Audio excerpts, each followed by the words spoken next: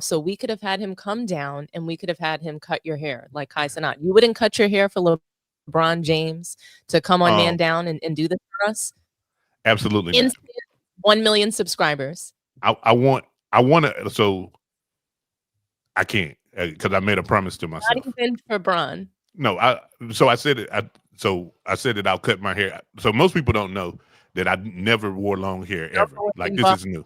Right. It's yes or no. No, not even for Bron. No, I'm only going to cut my hair when I get a new kidney. When I get a kidney transplant, I'll cut my hair. Okay, that's fair. Yeah. But am I coming in through my mic, yo? Yes. Mm-hmm. But for JJ Redick, I'd cut it. You cut it for that brother. I strong black man. Yeah, man. I get it. Hey, as the WNBA championship is over. Hey, this WNBA championship is over now. If it's a sweep or a gentleman's sweep, we can't say gentleman's sweep in the WNBA. Right. It's a ladies' sweep. There's no gentleman in the WNBA. Mercury can't guard Asia, and man, we're gonna talk about that in just a short few. I can't wait to get on that topic, man. That's gonna be pretty fun, man. But let's go ahead and get started with LeBron Ramon James, who teased everybody with his decision, his second decision, which I kind of knew was gonna be bogus, but nonetheless, he did it anyway. Some people was tricked by it. I mean, some of his fans bought tickets for the last game thinking it was gonna be a big deal, and ticket prices went up, and they were disappointed to find out he was just promoting his liquor. But Stephen A. Smith talked about it on First Take. He had something to say about it. He said it was super corny. He said it was cringy. All of the above, man. But let's hear what Stephen A. Smith said. Of all decisions, October 7th, 12 p.m. Eastern. # something. While many speculated LeBron was about to announce his upcoming retirement, the second decision turned out to be nothing more than an ad for a cognac. LeBron definitely got one over on the fans here. And for the final home game of the season, ticket prices before LeBron announced his second decision were $82. After the announcement, they skyrocketed to $580 on Monday. They're now sitting at $233 for the cheapest seats. SA, what do you make of LeBron James' second decision? Well, I think one critic said it best when they said that if you make a bad movie, typically you don't have a sequel. So if you look at the decision and the manner in which that was handled and the way it served to alienate folks back at that time, you would think that he wouldn't want to remind people of that, considering the heat he took from that. And unfortunately, he was tone deaf, and that's not the decision. That's not the path that he took. This was corny as hell. It was cringy. It was all of that. We know this. You're promoting an alcoholic beverage and trying to give people the impression that this could be your final season, that you might end up retiring. And so, one other person joked and they said, you know what, that's like Jordan. Compare that to Jordan saying, I'm back. What if he had said, no, I'm teasing you, and then it happened to be a Hanes commercial? What if it had been something like that? And that's what this was the equivalent of. In the end, I don't understand why the second greatest player who ever lived, a 4-time champion, a 4-time league MVP, one of the greatest players who have ever lived, would stoop to trying to garner attention for himself with something other than trying to win a damn championship. I want to be in Southern California come June. A Lakers gonna win. Lakers gonna be in the picture. That's what I care about. I don't give a damn about some Hennessy commercial, especially from him. A matter of fact, if you play like garbage at any point in time when it really, really counts, I'm going to think about the Hennessy commercial and wonder if you was drinking something before the game. I mean, that's what's going to have me thinking about. I want to be in Southern California. Oh my God. I love Oklahoma. I love Oklahoma Talk City about Thunder. I love the Oklahoma City Thunder. Yo, I don't want to be in Oklahoma City come June. I tried that swagoo. I swagoo. I don't know if you noticed it. I was trying to get from Minnesota to Oklahoma City. That was tough. I had to come out of my pocket to get that. All right. I want to be in Southern California. He said he wanted to be in Southern California, man. LeBron James' priorities is all jacked up if this is how he's starting the season off with a tease of the decision, like he's going to announce that this is his final season just so he can promote Hennessy. I mean, on one end of the spectrum, this is, genius by Hennessy and LeBron to gain so much attention and have everybody waiting for an announcement on a certain day at a certain time on a certain platform just to show that ad, which means it's almost like round one of the playoffs or of the first game of the finals or the Super Bowl. Like that, you got everybody anticipating this announcement just to tune in, and boom, you got Hennessy, right? So that's a way to get maximum eyes on what he's trying to promote. So clap for LeBron and Hennessy for doing good business. But on the other end, Stephen A. Smith, in my opinion, is right. The season is about to start. Y'all are thought of to be contenders. You trying to make a run at it. You done already told people you getting ring number 5 this year. I just don't remember someone like Hakeem or Michael Jordan focus being this jacked up just before the season. But that's my opinion. What's y'all thoughts on it? My bad, I was muted. Y'all put that bananas comment on the screen, and that wasn't cool. First of all, if you think that he didn't record that in July or August, you know, you're probably sadly mistaken. The big marketing machine behind that, like you said, that was great business. However, how do you guys continue to be surprised and shocked and awe when someone who's corny does some corny shit? Like, why is this shocking? Like, dude, as a human being, he kind of lame. Like, he can hoop, you know what I mean? But as a human being, like, this not the first lame thing that he's done. And shout out to Hennessy too, because when they released those limited LeBron bottles last year, them things flew off the shelf. Like, people, and on the resale of them was crazy. People was buying, like, I think I seen a bottle go for $3,000, and it's not even autographed. It's not even different Hennessy. It's just it's the same nasty, terrible, horrible Hennessy that battery acid. Yeah, that people love for some odd reason. Now, again, you called it from a mile away. You was like, dude, this is gonna be some sort of business venture. I'm not even tuning into it. And you know, and we had that conversation. I was like, dude, it's 100% not about basketball. I know that. I know that. I don't know what it's going to be, but I know it ain't got nothing to do with basketball.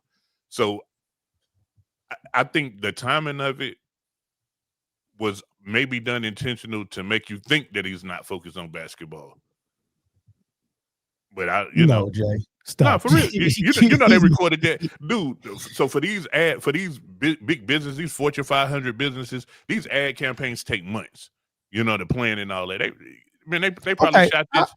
I buy it. They shot that as soon as Luke and them got put out to play in, or the first round, or wherever it was. Yeah, I buy it. He had dyed his hair, like in the little commercial. Yeah. His hair was black again, and it looked like he had no gaps up top.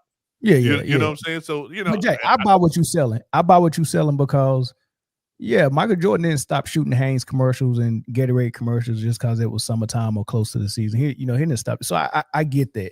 However, the look of it just ain't there, because part of what you do is you got to like Mike Tyson had half his opponents beat before he even walked in the ring, right? Just mentally he had him beat, and that was a thing that Michael Jordan had as well. Like, he was so serious, and Kobe, they were so serious. They didn't let you believe that their mind was on something else. You knew they was coming ready. His opponents knew I got to get a good night's sleep before I play him, and I can't treat him just like every other player. But LeBron's not giving you that. He's giving you clown. He's giving you unserious. He's giving you split priorities and all of this stuff, man. It's just a bad look. But you're 100% right. It doesn't mean that he's not focused on the season. So I get what you on that.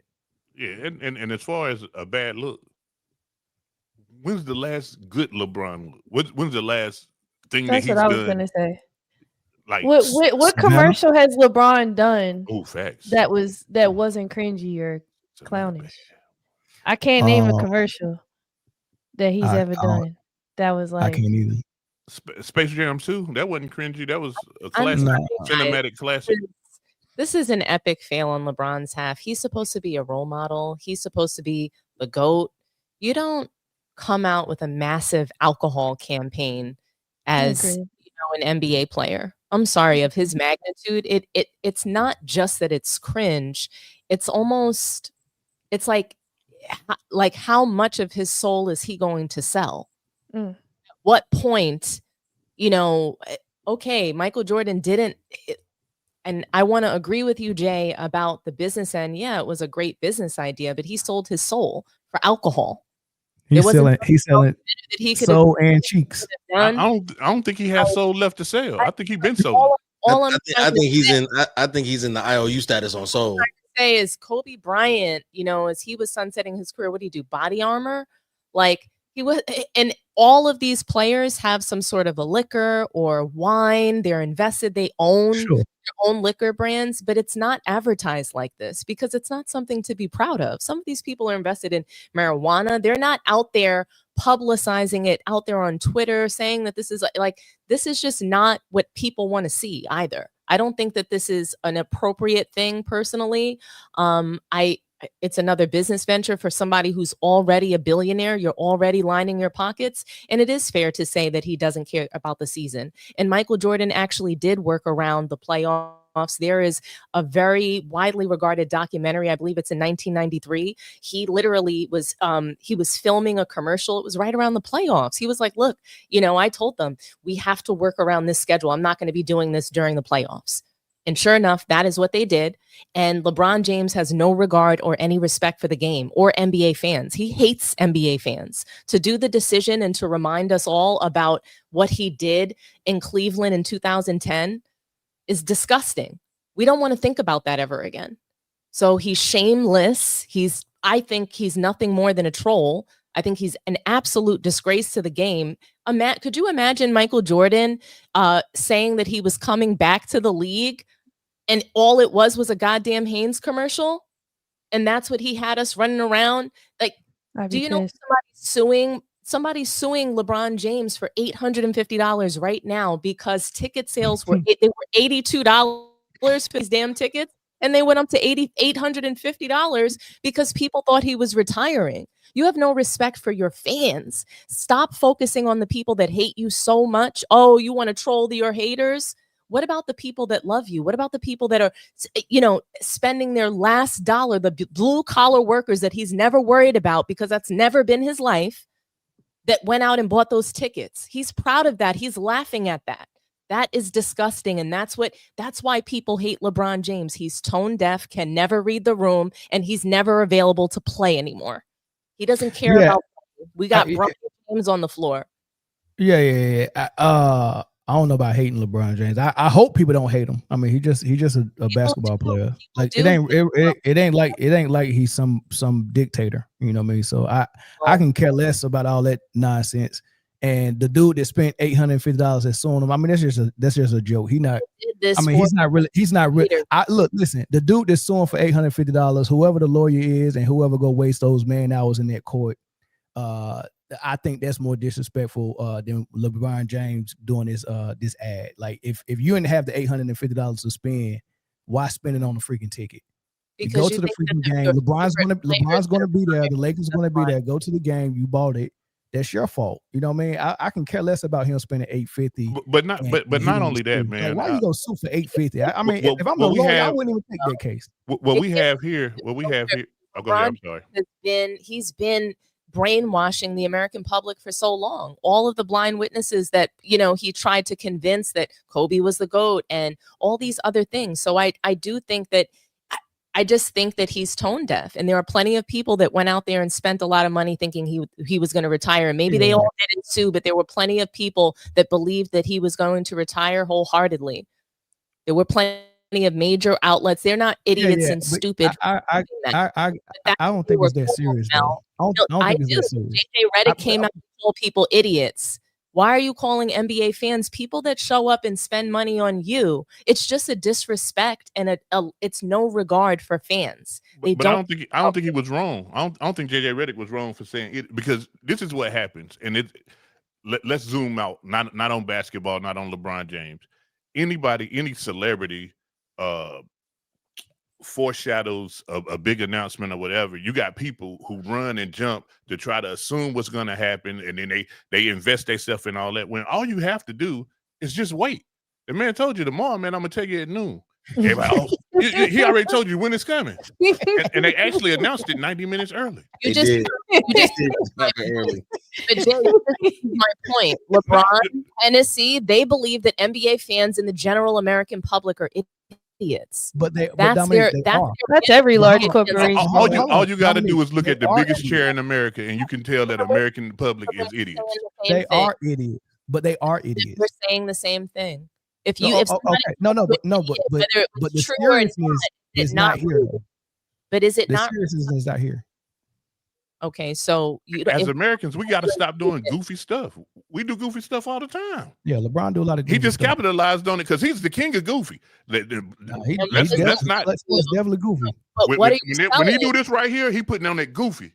You're selling your soul when you do things like that. That's all that I'm saying. And you're not wrong. But what I'm saying is, if we just look around, he's not the only basketball player or celebrity. We're not talking about every celebrity. We're just talking about LeBron James right now. This isn't a moment to deflect to other people. We're talking about. It's not about deflection. It's showing you. It's showing you where we are as a society. He capitalized on the fact that this is where America is right now.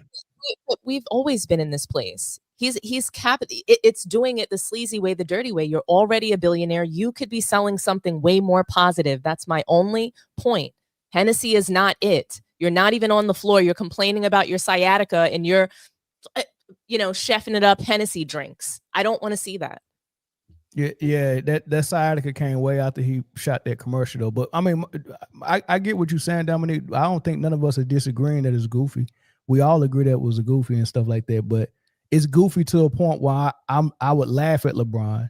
It's not goofy to a point where I would get my blood pressure up and try to go off, and try to cook. Like I don't think it's that degree of. I don't think it deserves that attention. And quite frankly, I don't think LeBron deserves our attention this year like that at all. Like I agree. He should not have been in the top 10. Me cooking LeBron or going off on LeBron or something he did or said, like he's done so much dumb and goofy stuff over the years. There's no way we can go high and right every time he do something goofy. Like it's just like, okay, yeah, it's goofy again, and it's an afterthought. It's just a passerby. I don't think it's that serious to me. Well, when you have an influence and a platform like that, anything you do, in my opinion, is serious. Whether we need to speak on or not is here nor there, but I do think LeBron has tremendous power and influence. I mean, look at the contract he's positioned himself in. It's very rare that a player has a contract trade agreement. What is it called? A trade. What is it? No trade clause. No trade clause. So it's like he is in a very rare position, and to be in that position and then use that moment for that was a little distasteful. And we should be holding him accountable for the power that he's had, that he's been peddling all these years. So quick question: If the product would have been Skittles, y'all have felt better about it? I feel indifferent about it. By the way, I feel indifferent about that. Yeah, that's what I'm saying. So the fact that it's alcohol doesn't matter. You know I don't care. Like, he did the same thing that like Wiz Khalifa did when he said he was like he's quitting. Like we thought he was going to quit smoking, and then he dropped like that product. That's something I wouldn't care about. And that was funny. If Wiz Khalifa smoked weed, drank alcohol, I mean, I just don't think that that's analogous to LeBron James peddling alcohol. So yeah, if it was something healthier, if it was something that I thought was super positive, I might have laughed. But to me, it's just a replacement for Diago. Like, I don't think that those things should be promoted. I don't think there's anything positive in that.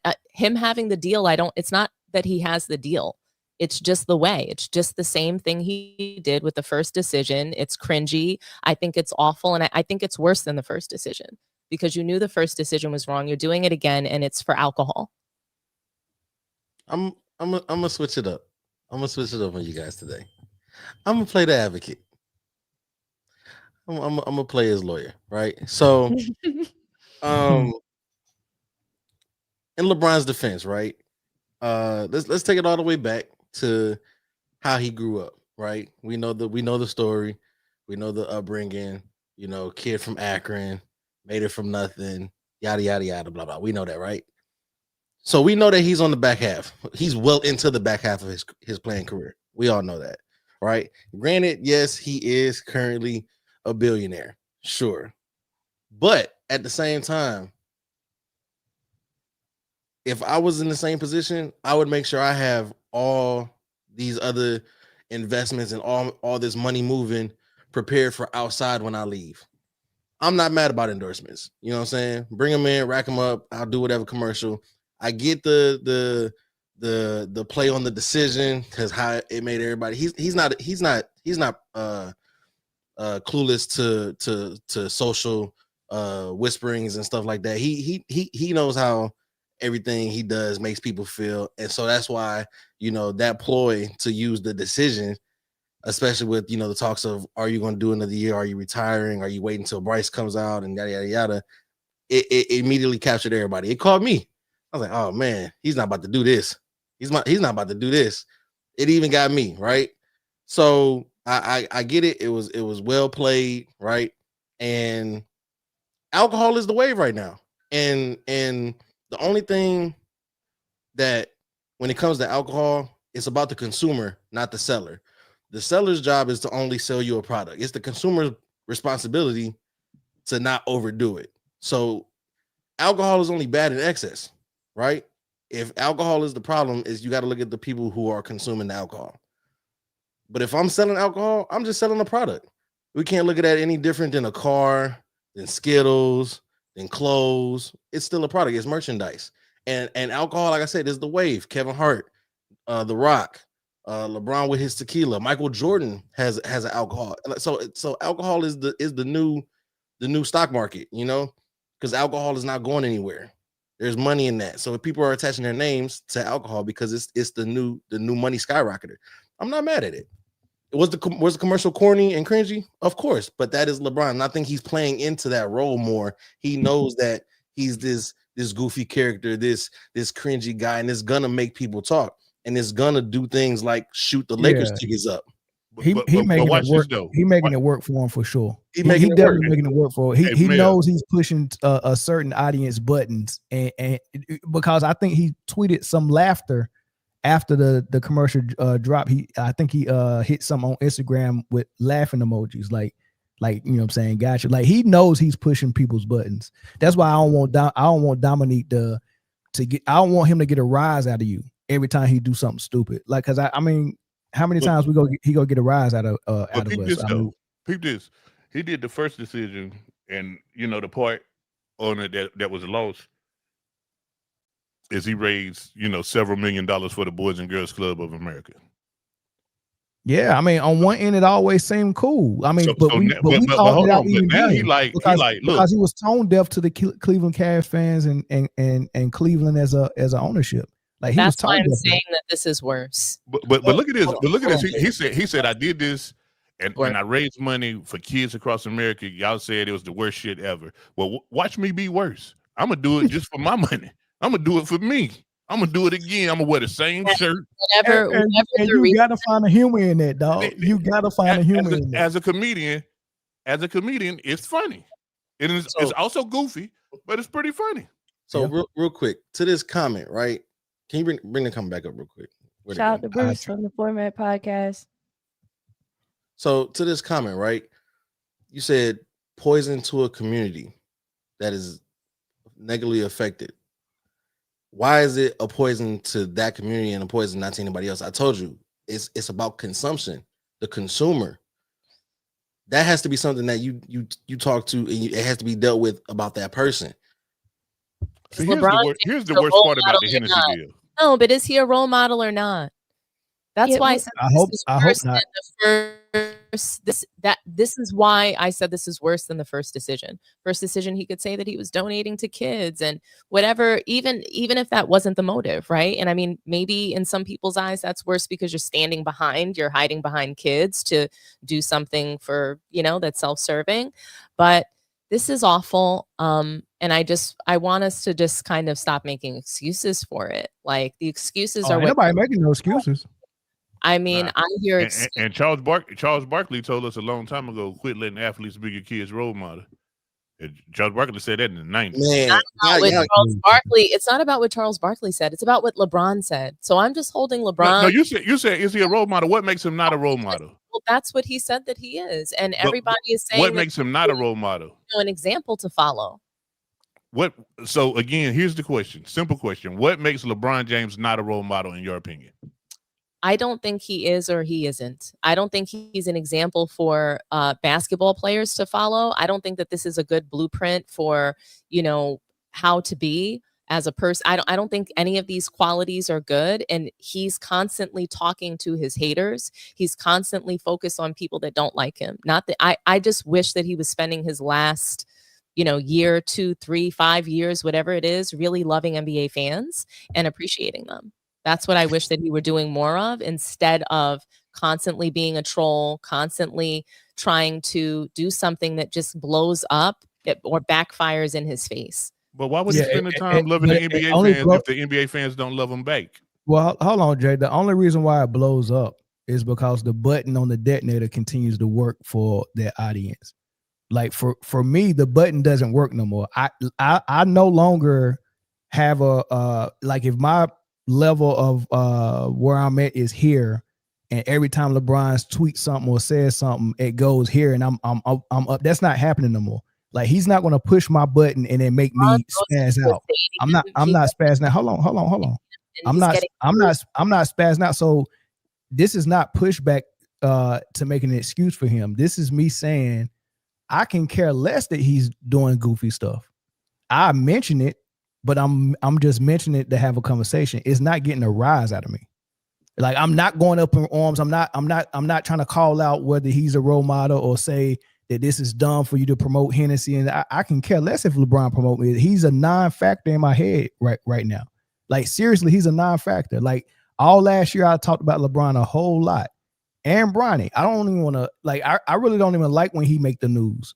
Right. I'm really ready for him not to make the news that much anymore. So whenever he do make the news on some goofy stuff, I laugh about it. I mentioned, but it's not getting a rise out of me. I'm just not going high and right with it. I have to call us all out, because we'll say this, and this is a trend on so many different channels. Oh, I don't want to talk about LeBron James anymore. Oh, I don't want to get a rise out of it. Like, we're talking about it. We're producing shows about it. And so we're here to talk about it. And I'm just being honest about what I think about this situation. And if LeBron were focused on NBA fans that loved him instead of the people that hated him so much, I think that he would not go into an arena like a football stadium and get booed for no reason. He's just sitting there. And so what? He's putting a crown on his head, right? Maybe that's goofy to some people. But again, I just think if he were not doing things like this, he would have more love when he goes into situations like that. Yeah, I agree with everything you're saying, though, Dom. I'm just the only thing that's different between me and you, Dom, is I'm not getting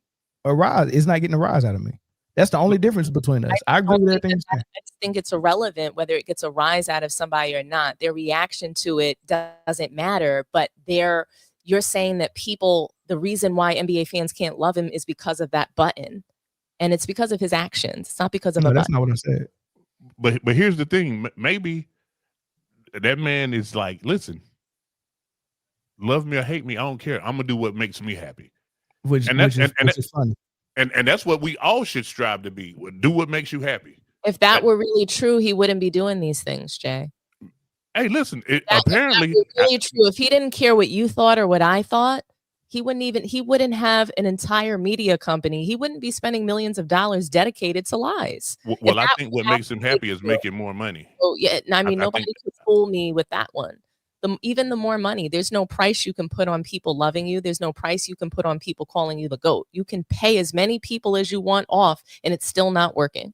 I mean, I guess I'm different, because people who I don't know opinion of me doesn't matter. In fact, people who I love dearly opinion of me don't know. I've never seen you call me up and said, Dominique, you know what? I'll give you $30 to say this tonight online. Go on YouTube. I'll give you $30 if you just say this for me. Push this narrative for me. Yeah. I've never. So you're not. It won't never happen. Yeah, because you don't actually care about what I really think or what I'm gonna say. But LeBron's out there spending money because he cares. For me, $30 ain't enough. You got to up them numbers.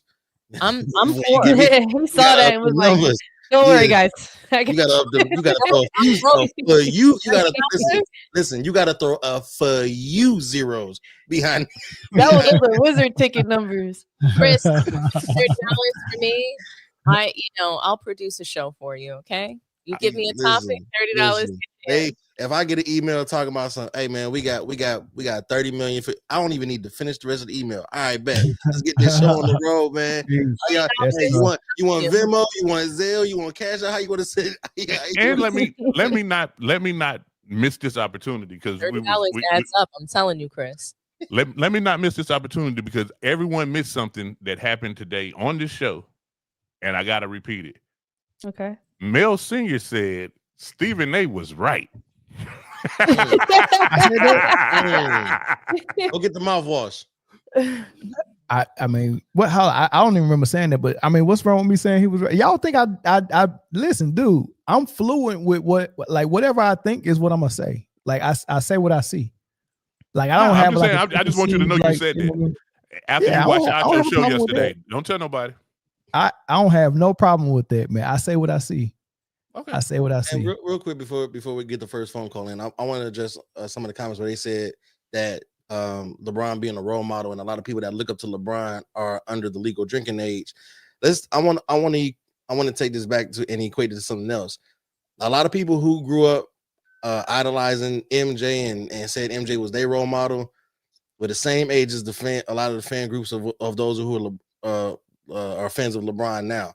And what did you see from Mike when he wasn't on the court? Him smoking a cigar, him drinking, him gambling. It's the same thing. You can say that. We got a caller. What's up? What's your thoughts? Hey, what's up, Mel? This is Sean from LA, man. What's up, big dog?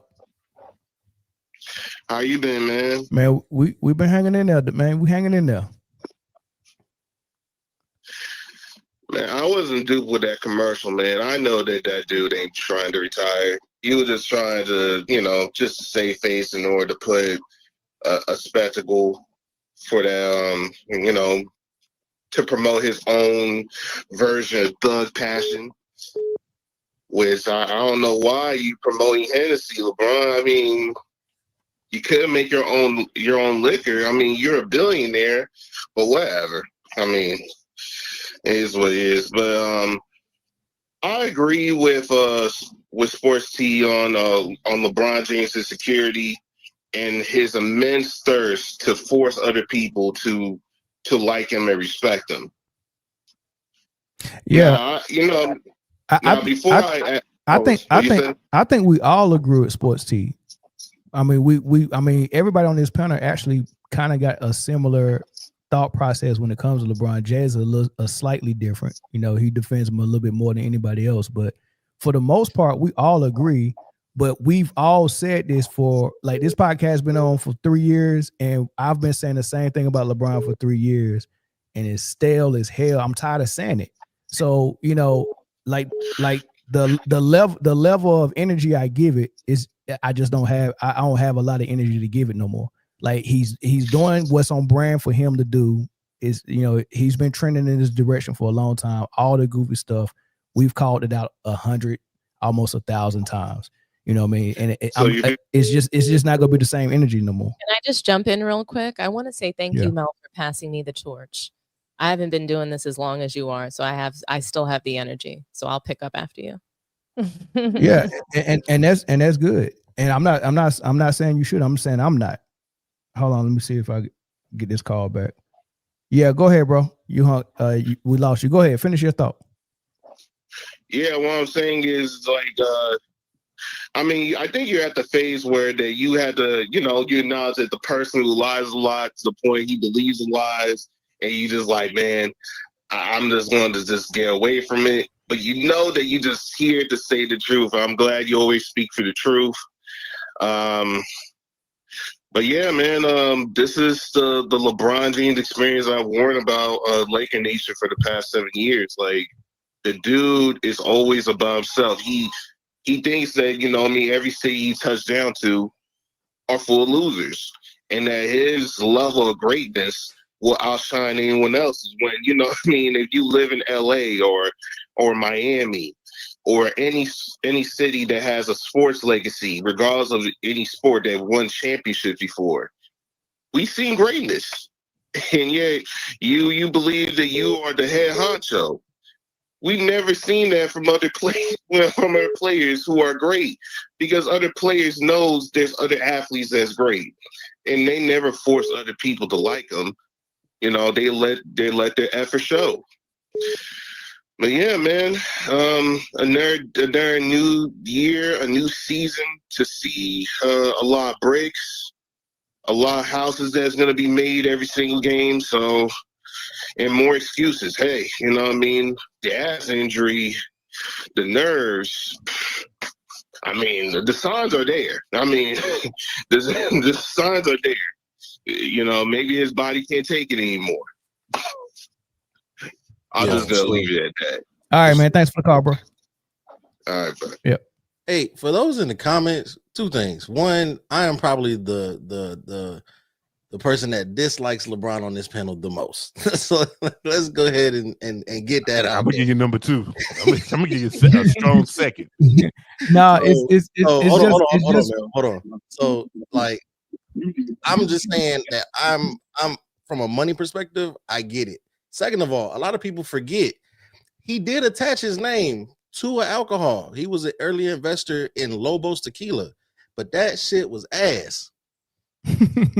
So now he's attaching his name to something that is known and reputable. That's gonna bring him some money back.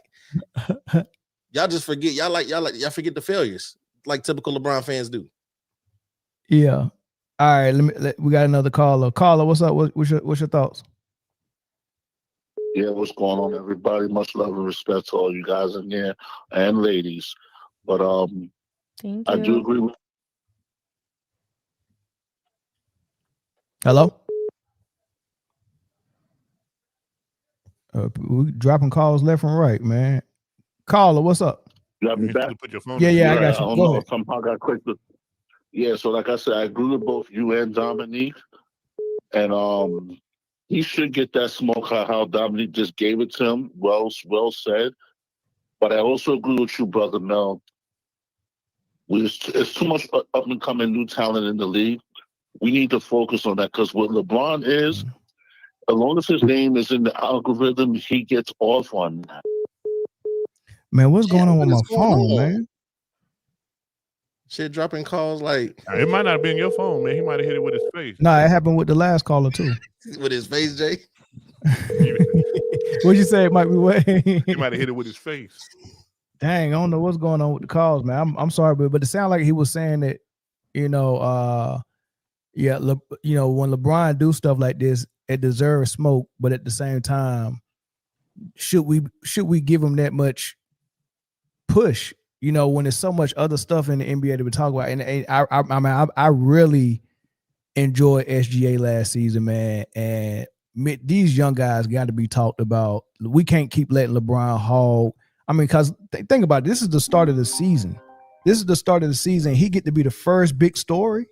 Like, he gets to be he stole it again. He stole the spotlight again. He get to be the first big story of the season.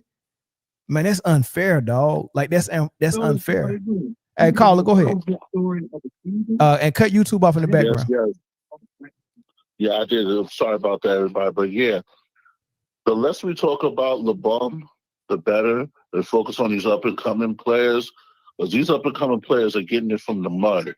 We need to give them more shine and give them their flowers. The less we talk about him, he will get frustrated that nobody's talking about him. Agreed. And I think that's for the better. Let him fade, like the old saying, let him fade to black. Yeah. Let him fade out. We don't need to discuss him no more. But I do agree with you, Dominic. Don't think I don't. I do. He needs that smoke. Yeah. But we need to just focus on all these new players. All these new players need that love. They're not getting no love. We're not even talking enough about them. Yeah, I agree. That's all how I feel. Much love and respect to everybody in this room. And Brianna Bull, I listened to your podcast the other night. I gotta give you the utmost love and respect. You are very, very knowledgeable of the game, both men and women. That's crazy. Not too many women say he was dominant, very knowledgeable of the game. Not too many women are like that. But much love and respect to your podcast. I listened to it the other night. It's very good. I even commented on it. I appreciate the support, brother, man. Yeah, thank you. No, much. No, always. I'm the guy that calls from New Jersey that says the word overstand, and y'all laugh at me. You knew what the word overstand. You knew what the word overstand. You started something that you started something that day. And I definitely overstand, my brother. I definitely overstand. I overstand and understand, brother. There you go. There it is, brother.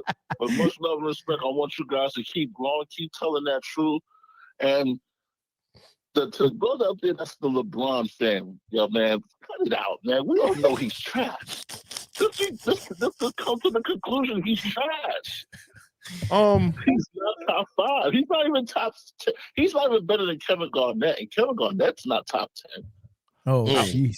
Well, that's another conversation for another day. 2 things, man, that I had to push back. Number 1, I do believe he's top 10, and number 2, I don't believe I'm a LeBron fan. But appreciate it. I just listen. I'm looking at his skill set. He's not better than Kevin, bro. Kevin Garnett will destroy him. Somebody in the comments said KG is the GOAT. All right, New Jersey, man. I'm gonna take one more phone call, man. Then we're gonna move to the next topic, man. All right, brother, man. Yeah. Thank you for overstanding, brother. All right, Clayton. I'm gonna lock you in. I'm gonna lock you in, Clayton. All right. I overstand, brother. Thank you for overstanding, brother. Dom, and Dom, listen, you know you my dog. I'm not trying to give you no smoke at all, but listen. A long time ago, I did an episode about, and I think it was something dealing with the Clash of the Titans, and I think it was if I remember the movie right, the guys wasn't getting no attention because nobody was praying to them, and it was making them weaker or something like that. Am I getting that right? Y'all remember that? And they kind of raised that damn movie. Right. I don't. Let's keep going. Next caller. Yeah, sound believable, man. The guys weren't getting attention. Keep going. I don't take it anyway. It's when you have an unpopular opinion, you're going to sit in that seat. So I wear that badge. I've always sat in that seat where it wasn't unpopular though. It is because it's unpopular. No, it's not. Because I'm allowed to have the opinion that you have, but my reaction has to be on the same wavelength. That's what you're saying. I'm not. No. That's not what I'm saying. No. About LeBron, but we're not supposed to give him any attention. So no, that's not what I'm saying, Dom. What I was saying. It's you. Hold on. This is what I was saying, Dom. What I was saying was when we gave our opinion and it didn't have that same energy, it seemed like you were scolding us for not giving him smoke. And I'm like, wait, why are you scolding us for not giving him no smoke? I don't want to give him no smoke. Just talk to LeBron and give him all that energy. I don't want none of that energy. I was addressing the fact that we're saying that this was a genius move. This was that. That's what I was addressing. I said exactly what I said. I'm standing on business with what I said. I addressed. It's not like anything. It's just like what I said. Exactly what I was responding to is exactly what I mean. There's no hidden message. Nice. Well, let me say this to you. Caller, what's up? What's up with y'all, man? How y'all doing? We're good. What's your thoughts? Man, listen, my thoughts is this, man. I think LeBron James is stunting the growth of the game, man. You know, I think he's staying around too long, man. You know, you got a lot of good talent coming up, and it's being overlooked because LeBron James is doing these little tactics that he's doing. You know, I think we got Shea. He just won the championship, and we ain't even talking about him. Correct. You know, correct. That's what I think. Yeah, I agree 100%, man. I appreciate that. Short and sweet, man. Thanks for the call. Yes, sir. All right. Dominique, let me say this to you directly. And I mean exactly what I say. Man, that jacket fire AF. Yo, listen, that motherfucker is dope. I've been looking at it the whole show like, sheesh. You should see the back. The back listen, is so dope. Let me see the back by sending me a 2XL in the mail. Send me one. We're gonna take one more phone call, y'all. It's gonna be quick. Go ahead, caller. Caller from New York. Go ahead.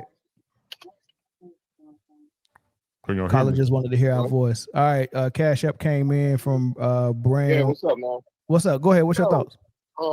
I'm an older dude. Can you hear me? Yeah, we can hear you. You got to cut YouTube off in the background. And I rock with you because you got an old soul. But okay, got you. Yo, check it out though. Do you think the Lakers knew about it, the whole scheme that he was doing, because they raised the tickets of that last game? Or do you think that they thought that he was going to retire? I'll let somebody else answer that. And raise the tickets to make money.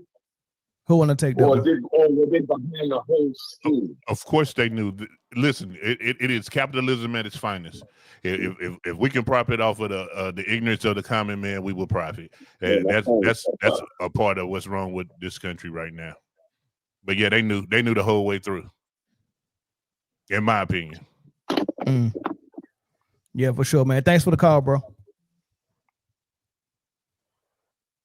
All right, that's the last call, y'all. Cash out, $5 cash out. It's crazy that you guys got that's haters a super on your chat channel. What I say, cash out? Yeah, super chat. It's crazy that y'all got haters on your channel on a daily basis, but yet LeBron is more worried about so-called nobody's not liking him. Okay, all right, got it. All right, y'all. 117. Anything else? No, sir. No, move on. Keep it Please. pushing. It is a school night. It is a school night. Man, I got a lot going on. All right, y'all, let's get into the Wild Wild West, man. What's going on? ESPN gave their odds to win the West, and they gave their predictions on what they thought the records was going to be and all of that good stuff. And I was kind of intrigued by what they came up with. Obviously, I'm not surprised that they gave OKC the best odds to win the West. That makes sense. But I'm very surprised to see Denver Nuggets at number 2. I mean, they did make some moves, got a little bit more cap space with getting rid of Michael Porter Jr.'s contract, and then kind of replacing his shooting with Cam Johnson. But it's other things that Michael Porter Jr. did that I don't think Cam Johnson is going to really provide, right? But then they was able to get a couple of more bench players. I think they bought Bruce Brown back, and they got some other stuff they got to back up for Jokic. Just probably not never get in the game. But them being at number 2 is surprising for me. And then Houston Rockets with the third best odds to win the West, I thought was unique. Because I don't know if I had them that high, but I definitely got them top 5 for sure. And then on ESPN they gave their record predictions, and they're predicting OKC win about 58 games, and then Denver to win about 50 games. So and Houston about 50 games. So all that is interesting. And you see our way on the right, you see Phoenix over there predicted to win less than 35 games. Man, that is insane, dog. So they down there with Charlotte. So I don't know how y'all feel about it, but I do want us to discuss it, starting with that top 3, OKC, Denver, and Houston. Is that how y'all see it? One of these is not like the others. And that's OKC. They're the champs. That version too, yeah. I told y'all before, Denver will be a playing team at best. Denver playing. I mean, so that's a big disparity. That's a big disparity of number 2 in the West, 50 games, and play in. Like that's. I mean, explain why you so different than what ESPN is predicting and why. I think that they're holding a lot of stock in what Jokic can do and not realizing things that have changed around him on that team. That is not the same team, and I don't think they've gotten better. So why are you talking? I'm gonna pull their roster up. So, and we've seen the decline since their championship, right? This is it's not like they've just magically gotten better since then, since last season. And I think a lot of other teams in the West are getting better. I think Houston has a chance. I give Houston the 3rd seed, so they're about right where I expect them to be. But a lot of people are missing out on the Clippers. The Clippers are going to be sneaky good this year. Okay. They're like I said on the show, their biggest op is health. If they can stay healthy, they're very deep. So even health might really not derail them that much. Health might take them from being top 4 to 5 or 6, but I think they can definitely be top 3 in the West for sure. Man, I don't see it. Shout out to Dreamers Pro, man. What's up, Charles? He said he not sure they better than the Wolves. Denver, yeah, you might be right. Yeah, I mean, they giving a lot of love to Denver. There you go. That's the one. That's what I want to talk about that too. Yep. And also, I don't like Golden State. I think they're be given too much credit as well, despite their addition of Al. Yeah, way too much credit. So let's get into the weeds, man. Let's get into the raw. I want to hear what y'all think that there's go fail them. I mean, I guess we can start with Denver since we think they're rated a little too high. Let's start with Denver and let's get into their roster and then get into everything else. Like, I mean, somebody start us off. They're not as good as projected. I mean, it's Jokic does everything and except for defense, and that's not winning basketball. Come on, man. Give me something a little deeper than that, man. I know what I think. I don't want to talk about Denver. I want to talk about Dallas. Denver. Dallas will have a better record than Denver. That's deep. They lost Russell Westbrook. And I don't think that Denver has a real point guard. And I think that's why they're gonna be in the same place. So I agree with Chris and Jay that they're not gonna be as good. But I think they're just going to wind up a second round knockout. All right, they're projected to start Jamal Murray, and I get what you're saying, Dom. They don't have a point, but I like Jamal Murray. I think he had the ACL injury and he had a couple of more injuries after that. I think that kind of messes him up, and I think sometimes he plays through injuries too.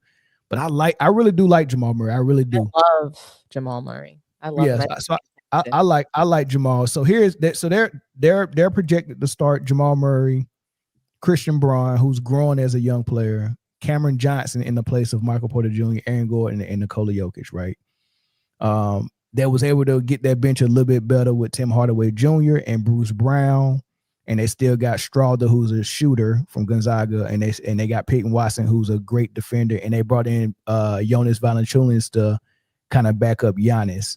I guess he could do a bit better job than freaking Jordan was doing, right? DeAndre Jordan.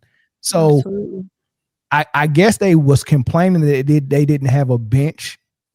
So getting rid of Michael Porter Jr. got you Cam Johnson and some money to get you Tim Hardaway and Bruce Brown. Is that enough? No. You need a real point guard. But they got you just said you like Jamal Murray. Not as a point guard. He's a guard. So, I mean, he's a shooting guard to me. I don't view him as a point guard. And I think that most teams, when you do not have a traditional point guard, you're likely not going to win. And I think that's what holds teams back ultimately from repeating. I see it in the WNBA as well. You know what, Dom, though?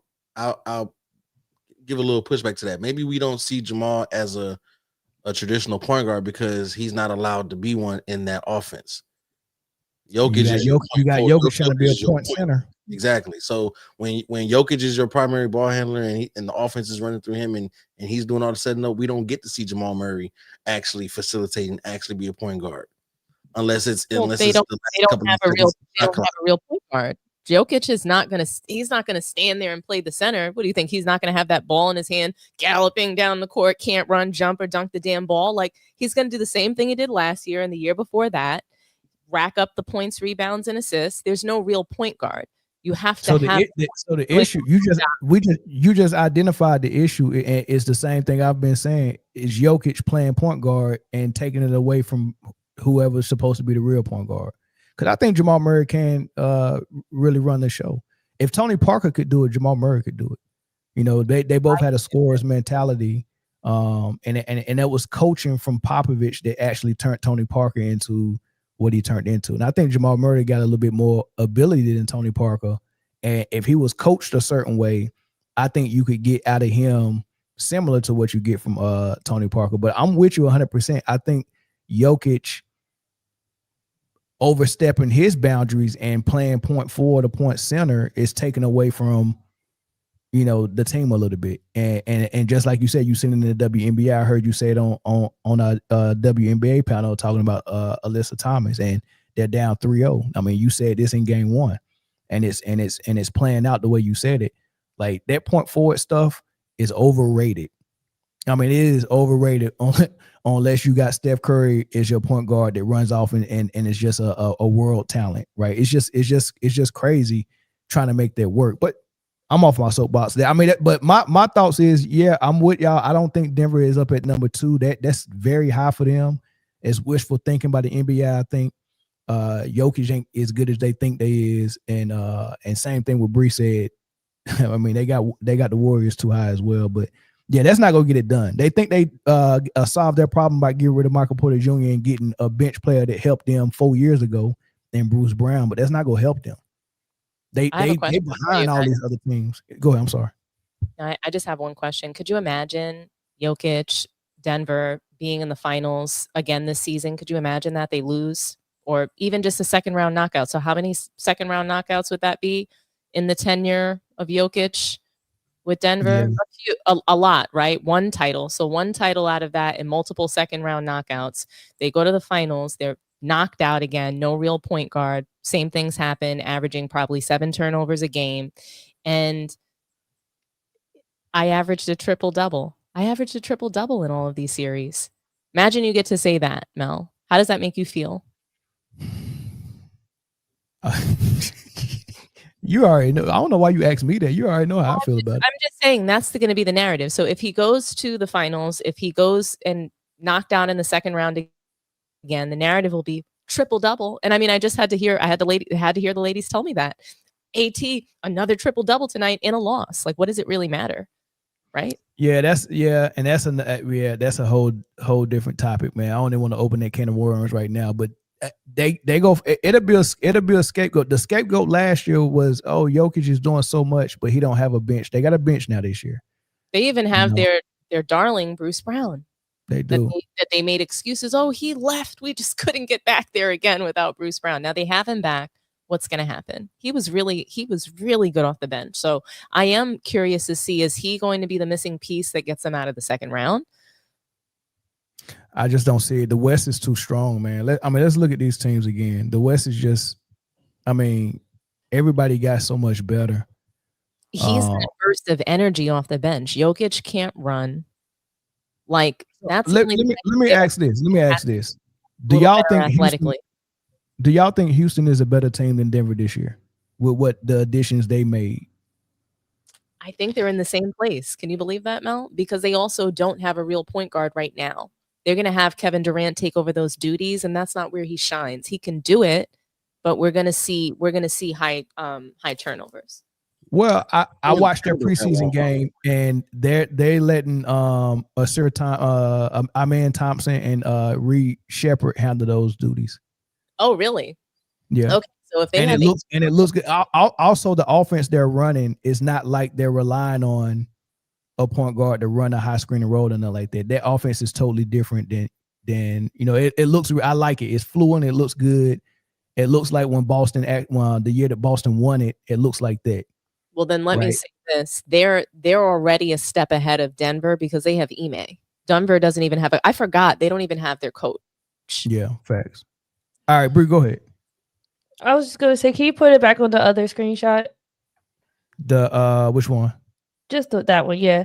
But as far as Houston Rockets, the one thing I didn't like about them is what they look like without KD, and he definitely is not reliable to play a long season. Like, arguably, Joker is more reliable of a player, more reliable of a superstar throughout the year, like season, to stay good for their team. So I'm just curious. I hope that the Rockets don't lose KD in some type of crazy way, but I would be concerned for them if they did. And that would definitely drop their contention. And I did have them in the top 3, but after watching the preseason, I know it's just preseason, I'm starting to think a little bit more, maybe top 5. I don't know about top 3 though for the Houston Rockets. Okay. I want Dallas is being way underrated, and so is the Spurs. The Spurs are being completely underrated. They should be, if anything, the Lakers should drop down, and even the Warriors should drop down, and the Wolves should drop down out of this list for sure. So do you think it's justifiable to have Dallas a little low because Kyrie's not there yet? Or, do you think they can hold the fort down and at least hold on, that's like number 8, right? Do you think they can be above Golden State? And you said above the Lakers as well. So maybe they can be in like the 6th seed. They're a top 6 team. I do. Dallas. Okay, Yeah, I top do. 6. Okay. Okay. Yeah, I really like their bench. I think they even their third string. I mean, if you have 3 solid bigs for your team, 3 solid bigs. That's great. Daniel Houston Gafford, got that, Derek right? Lively, and AD. And then you even have Dwight Powell, who I'm not saying is amazing, but he does what Right. he's supposed to It's a do. body. He's It's a a body. body and he's low-key reliable for what he's getting paid for. So Yeah. that's 4 huge. Then it doesn't stop there because your backcourt is still nasty too. You have D'Lo. You feel what I'm saying? Like I feel like we're gonna see a Brooklyn Nets D'Lo, not the second time around, the first time around. Yeah. We might see that. That was a heck of a pickup though, and people sleeping on that because they lost Kyrie for the beginning of the season, but picking up D'Lo is going to do more than what people think it's going to do. Very serviceable. I like Dallas to give him some time, give him some grace, give him a couple of weeks to just kind of figure it out. And all the people she named, no one said Cooper Flag yet. If you would have let me finish my thought, I love Cooper Flag. Jehoshaphat. No, what I'm saying. So what I'm saying is how loaded Dallas is. Pause. You know what I'm saying?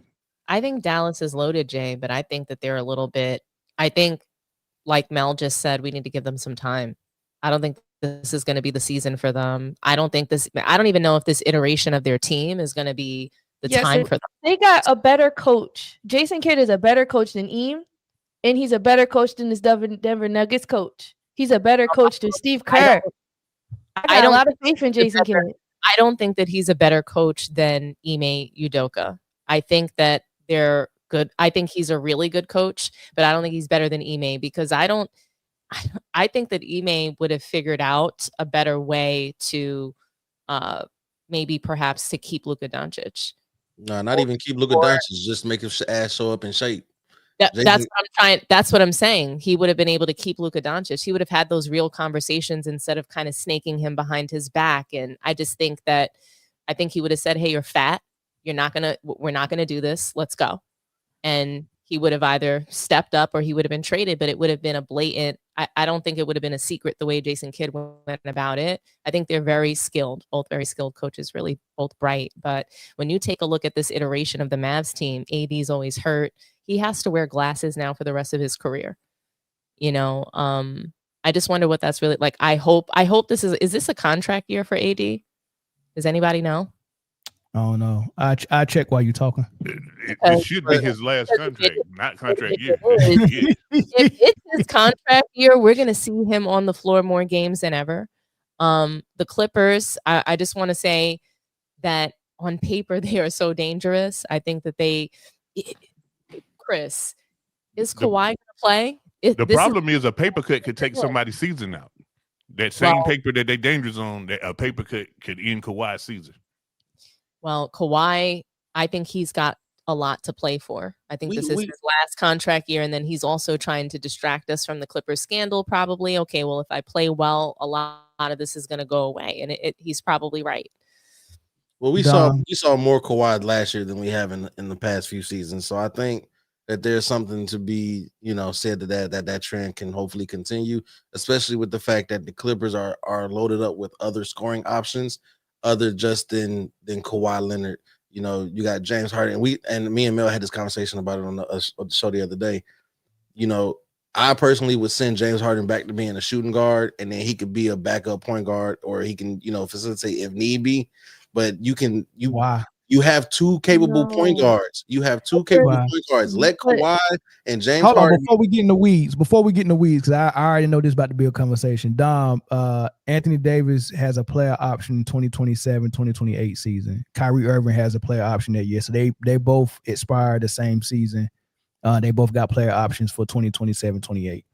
All right, go ahead, Chris. It's going to be an important season for them. But think about it, Chris. James Harden is a serial loser. They're not going to be dangerous. He's already right now literally planning his exit speech for the end of the season. They're not going to do anything. I mean, Yeah, I mean, that's a playoff talking point for James Harden, but I mean, we so far away from the playoffs. I think right now we're just trying to talk about how the league, the West is going to shape up regular season wise. That conversation shifts and changes as soon as the playoffs starts. And then we can start talking about how bad James is in the playoffs past the first round. His regular season excuses. What we're going to see him probably turn around and try to block Kawhi Leonard on the floor to have a laugh. Well, what? Yeah, I mean, but it's so many fail proofs and plan Bs with the Clippers. I think the management and Ty Lue have dummy proofed some of the issues they got with the Clippers. Oh, Kawhi goes down for 15 straight games. We'll run everything through Harden, Bill, and Zubac. When Harden has a big game and he don't show up, then we can expect Kawhi to do something, and CP can help us out. You know what I mean? So they got a lot of fail proofs. You know, we ain't got to worry about playing CP too much because he's coming off the bench as an old guy. So we might have him healthy most of the season. So they got a whole lot of fail proofs around these guys that have these issues. And that's the only way they can do it. They built their team around a guy who got a bum knee. It is what it is. Do you expect them to win this season? Like, where do you think they'll fall in the seeding? They'll get let 50. me pull this back up. It'll probably be like right around 50, like maybe 50, 51. You think they'll be at 50, 51 games? I think they'll be number 2 in the West. You have them too. Okay. I have them too. Who do you have them? I got OKC. I got OKC number 1. I got OKC number 1. I take Houston 2. I take Clippers 3. I take Mavs 4 and Nuggets 5. I want to say this. I want to say this. T-Wolves. No, I'm lying. I got T-Wolves above Nuggets. I'm going OKC 1. I'm going Rockets 2. I give T-Wolves the edge with 3. I go Clippers 4. I go Nuggets 5. I go Lakers 6. I think somehow the Lakers are going to be a number 2 seed again, knocked out in the first round. I want to.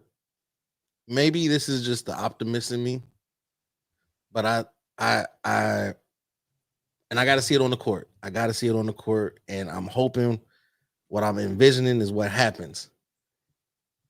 Watch out for the Pelicans. I'm not saying they're going to win the West. They're going to be real competitive, and they're going to be in there come April. It's possible. Just watch out. Yeah, I'm thinking because with Jordan Poole, the addition of Jordan Poole, I'm very curious to see what he's going to be like with a team that he probably actually thinks is one of the best teams he's been on since Golden State, probably. Because I don't think he felt that way being in the Wizards. And now he has DeJounte Murray, Zion. Who else is there? Is Brandon Ingram still there? No, he went to Toronto. Okay. It's Zion, Jordan Poole. I'll pull the roster up while you're talking. Go ahead. But I was gonna say, as far as the New Orleans Pelicans, like what CJ McCollum did this past season, I think was really commendable. And I know he's gone, but I think it just showed the potential of the Pelicans team. And I'm really curious to see regular guys like Herbert Jones show that consistency, because I think that's what it takes for a team to be top 10 or at least make the play-in. And they're going to surprise us like the Pistons did. I think that's definitely in the cards for them. Wait. When did the Pelicans get Kevon Looney? When did that happen? This summer. Right. Okay, yes. I was like, there's one more person. Yeah, like, so it's Jordan Poole. It's not bad. So they projected to start Jordan Poole, Trey Murphy, Herb Jones, and I like both of those guys as 3 and D. Zion Williamson, and this Missy kid is long, and I think he can shoot the 3 a little bit as well. But he got a lot to prove. And then Jeremiah Fears, who I think either was a rookie last year or rookie this year, and Jordan Hawkins, who was a rookie last year, who could shoot it. Sadiq Bey, Derek Queen, which I like from Maryland as a rookie, Kevon Looney, and then they got Jose Alvarado as well, Grand Theft Alvarado. They really might be solid at center position, low key. Like the center position might be kind of crazy for them boys. Yeah, we'll see. Zion can play a true power forward position. Yeah. Hey, watch out for the Pelicans, man. Them boys might be something to see. They're gonna have the smooth. What you think? What you thinking, Jay? Pelican. I would. You got to see it all come to action. If Zion healthy, I think the Pelicans may make a splash. I think the back end of the West. If you pull up the other sheet again, what's the ceiling for the Pelicans? 5. I give them 5 4. is the ceiling. Bree, what's the ceiling for the Pelicans? 6. Dom, Playing. that's the ceiling. Yeah, right where isn't that where they always are? No, they don't even. No, they be in Cancun by All-Star break. Yeah, So if playing is the ceiling, Dom, what's the worst? Ceiling. I mean, missing the play. What's the worst? Ceiling is playing. Worst is just missing. But it's the West is looking really good though, considering all the even the Grizzlies are gonna be cool. I'm excited to see the Grizzlies play. Only team I think in the West is 2 teams that are gonna suck. Yeah, to me the Blazers probably are gonna be trash.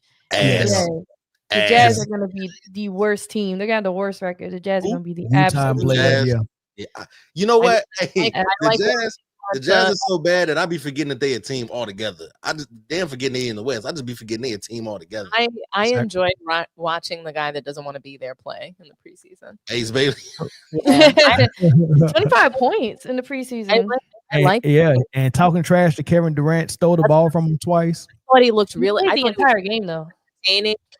Good. I hope he can get out of Utah, but like in a respectful manner. I think in the West, Wild Wild West, I think we're going to see the Lakers look really great until the playoffs, just like we did last year. Mm-hmm. They have to justify that 4-year extension. So give me your prediction. Everybody give me your prediction. We'll start with Bree. Just give me your top 3, and your bottom 3. Once the regular season ends, who do you expect to be top 3 and who do you expect to be bottom 3 out of the West? Okay. Top 3, I got OKC, Dallas Mavericks, and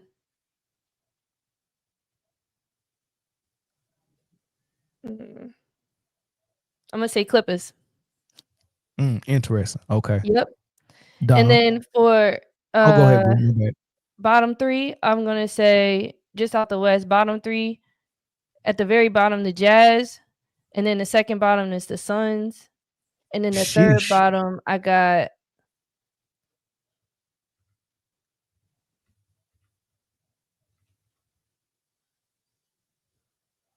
I'm gonna go with the Blazers. So you don't think the combo of Jalen Green, Devin Booker, Dylan Brooks, and Dylan Brooks can get them in the play-in at all? No. You got them bottom 3? Sheesh. Okay. That's a combo from Popeyes with 2 biscuits and no bev. All right. Jay, bottom 3, top 3. Top 3, OKC, Dallas, Houston. Bottom 3. Portland again, and Utah.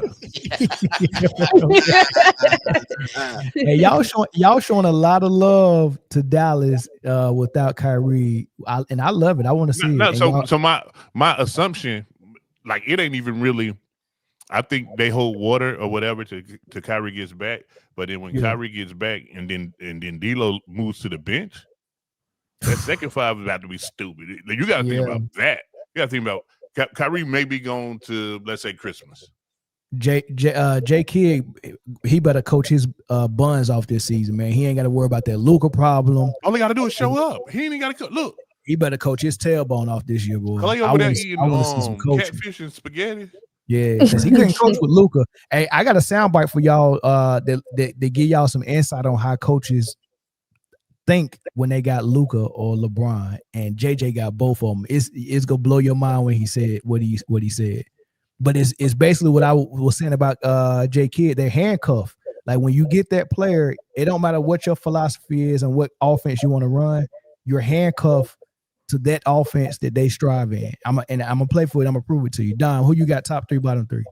You want me to pull it up?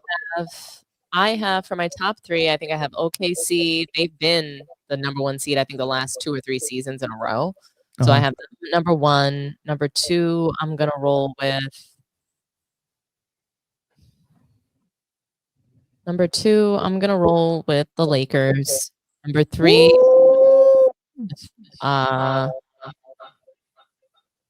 Denver. Woo! Bottom 3. Somebody got an echo. Yeah, I don't know what that is. Test. Is it me? Let Let me turn mine off. I think it might be. It might be Bree. It's not me. Test. So Test. It's Mel. No, it's not Mel. I don't know who it is. It wasn't me. Hold on. Bree, say something again. Testing. The person without the echo is the one causing the echo. I don't even hear echo anymore. I heard it before. It's not me. My bottom. I think it's me because when I muted my mic, it went away. No, it was still echoing when you was muted. Okay, it's gone now. All right, go ahead, Don. My bottom 3, I'm gonna roll with. Can you put it back up just one more time for me? Yes, of course, ma'am. There's no Portland down there. Just know that. So bottom 3, I have Sacramento, Portland for sure, and Utah. Those are I think Sacramento's 3. gonna be trash. I think Phoenix Suns will make the play-in at least. I think that they're going to surprise us a little bit because sometimes addition by subtraction really works for teams. So it's not always all about the firepower, you know. I think Minnesota is going to do better this season. This will be Julius Randle's 2nd season playing alongside. So I almost put Minnesota in my top 3 down for real. What I think is going to happen is Denver is going to land at 3. Lakers might land around 6, and they'll face each other in the first round, and Lakers will be at first round knockout again. That's what I'm hoping will happen. But in order for them to avoid that, Lakers will have to be a number 2 seed. I would be more inclined to put the Wolves number 3 if Anthony Edwards was a better leader for his team, and they stopped selling Naz Reid short and stop giving Julius Randle so much stock. It's about time for him to get up out of there. He looked really old. I know he's not. He's not that old actually, but he's exhausting. He's tiring. I think the issue with Julius Randle is his mass. You know, he's so big, and I think that the way that he plays is not. It's not as common anymore. So it looks old, I think, to people on the floor. And I think they give him the ball a lot because he can power his way through the paint. I mean, he was did you see the way he was defending LeBron? LeBron was getting visibly frustrated. He could not bully Julius Randle in the paint. It was really nice to see that.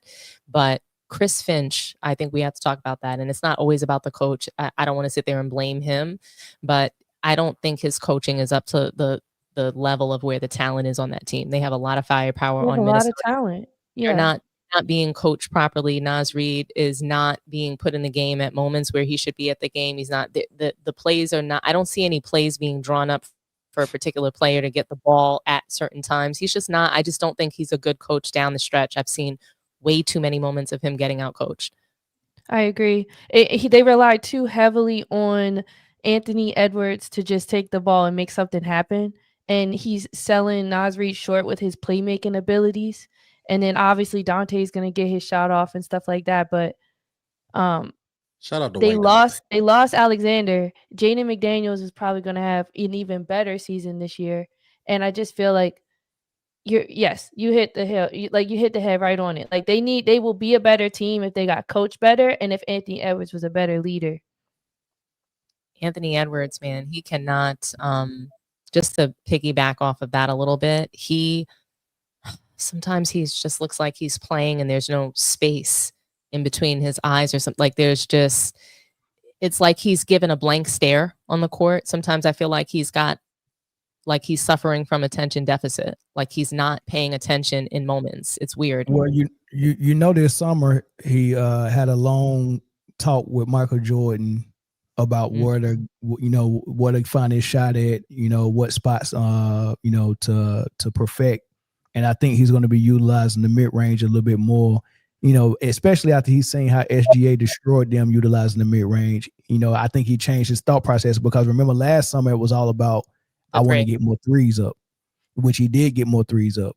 And he's seen that didn't work for him in the playoffs, and he's seen what worked for SGA. And now he wants to perfect his mid-range game, which is what we were saying all playoffs. Like, was we doing post games in the playoffs last season? Oh, yeah. Me, Dom, me and you was doing it.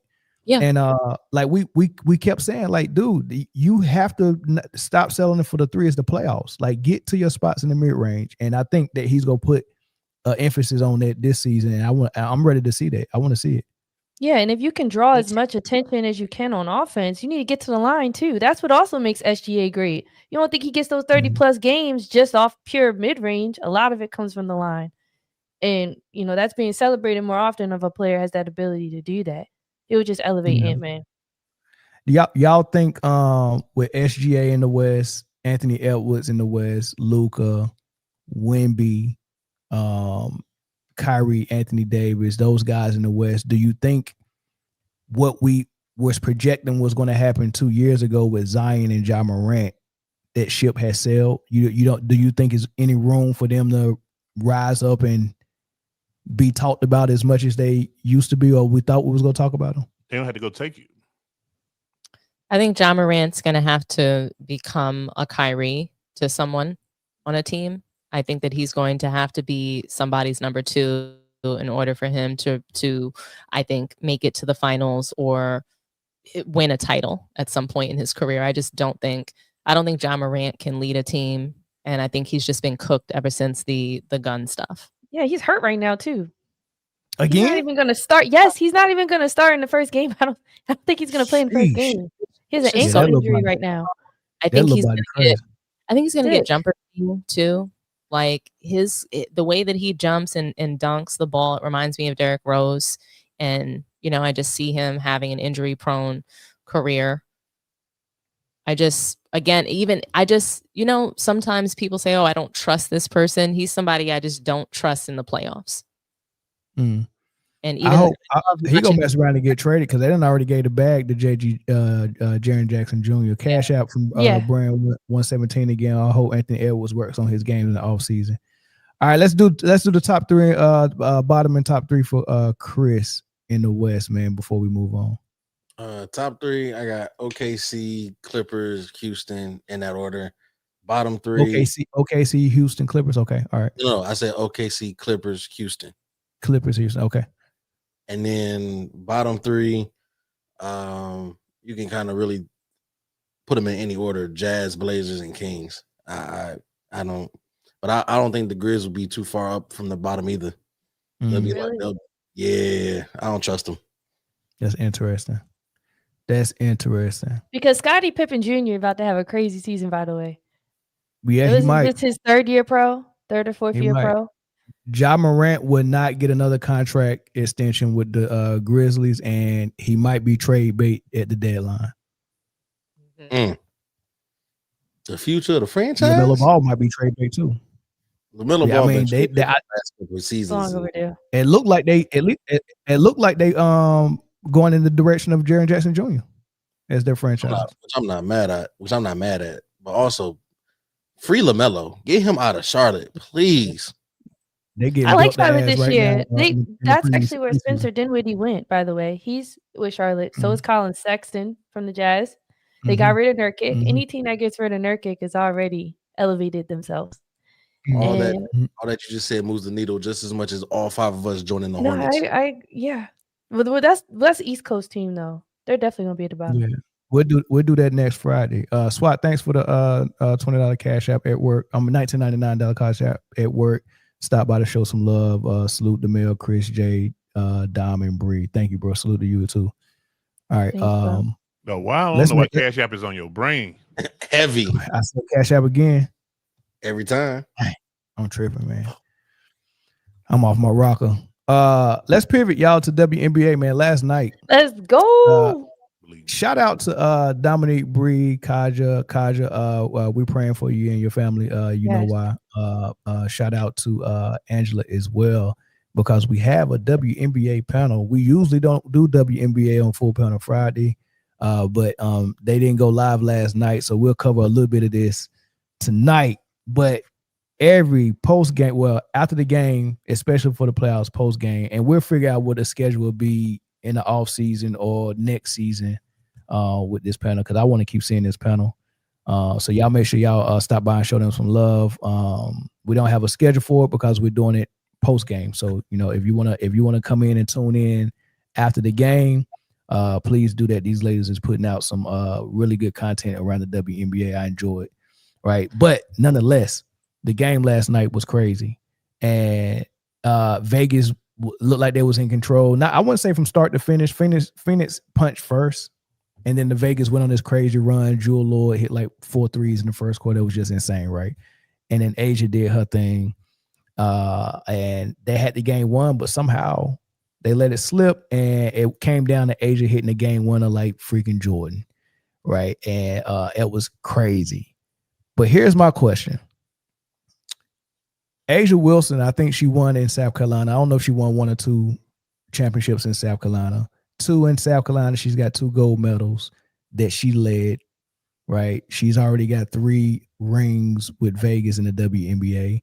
She's already got, 4 MVPs? 2 with 2 the or third 3. pending. She got 2 2 rings. defensive. 2 rings with the pending. 2 rings with a third pending. No, she got 3. She had a 2-peat and then a season off and then a 1-off, I think. No. She got 2. She had the repeat. And that was it. Yeah. Just a repeat. Okay, so this will be her 3rd. So going on 3 rings, 2 gold medals, 2 championships in college, 4 MVPs, 4 a couple of MVPs, defensive players. 3 defensive players of the year, rookie of the year. Fastest player ever to get 5,000 points. Youngest player ever to go to 2,000 points. And this is only her 8th season. Only her 8th season. And just made history last night as the first basketball player to ever hit a game winner in the finals over a married couple. So with all that being said, is it time to have the GOAT debate starting with Asia Wilson? Or is it somebody else? I'm sold on Asia. I like Asia for it. I know the names that come up in the conversation, but accolades are a big part of it, right? And to do what she's done in such a short period of time, and it's not even a question about it, like it's there's no well, was she the best this year or did she deserve it this year? No, she went and got it every year that she got whatever she got. On top of the fact that we see the game that she has, she passes the eye test with flying colors. I just think that she's head and shoulders above everybody else in the W. And I think that as far as when you mention the greats of the game, you can't mention the greats and not mention Asia in the same sentence. And I feel like she's in the conversation. If she goes ahead and completes this 3rd ring, it's hers. Hands down. And ain't no debate. 100%. So Cheryl Swoop, Cynthia Cooper, Maya Moore, Cheryl Miller, Lisa Leslie, Candace Parker, Dinah Taurasi. Those are the names I be hearing. All walks. Did I miss any? Who got somebody different? Because before Asia, I was saying Cheryl. I was saying 3 names. I was saying Cheryl, I was saying Cynthia, and I was saying Diana. Those were the 3 names I was saying. I was saying Maya I Moore. was saying Maya Moore. She's my all-time favorite. I didn't say Maya. What did I say? Player ever. You said Taurasi. I think you said Swoops and no. I said Cheryl Miller, Cooper. I meant to say Maya Moore. Cheryl Miller, Cooper, Maya Moore, and Diana. Those 4 names. Mm-hmm. I never thought it was Lisa. I never thought it was Swoops. I never thought it was Tina Thompson. I never thought it. Fun fact: Tina Thompson was the first player ever drafted into the league. By the way, She was. I seen that on your. I got that wrong on your trivia on your community tab. Yeah. Was that you put it? That was you that put it on your community tab? Yeah. Yeah, I got it wrong. Who'd you pick? Whoever the third one down was. I can't remember. I don't know. It might have been Lisa Leslie. No, it might Lobo. I picked Lobo. It was Oh, Lobo. Rebecca Lobo. Okay. Yeah. Oh, I thought Mel it was would have Lobo. said Sinai Lathan. It wasn't Sanaa. It wasn't Sanaa. Sanaya. I'm tired. I want her to stop tricking us and being ugly 1 minute and then being 100% gorgeous the next minute, man. She switch up. That is really egregious of you to say. Oh, my bad. Oh, she fine though, but sometimes she just don't be giving. Is it that movie where she cut all her hair off? It might have been, man. Are we talking about Sanaa Lathan? Crazy of you to say. I might have seen a picture when she was auditioning for Set It Off too. She was playing Cleo. Sanaa been that. Anyway. Especially when in that movie, that Tyler Perry movie, A Family That Prays, when she got smacked across that. We are talking about, yes, that was a really good scene. We are talking about the greatest women to touch the basketball court, that changed the game. Now, as far as Asia Wilson, she's playing in a space where the physicality is at its all-time high. You think it's at its all-time high now? And the talent in the WNBA. Mel, chill. According to Kathy Engelbert and all the rest of the players, the physicality is insane. You think it's more physical? Did you see what they did? The Family That Prays was insane too.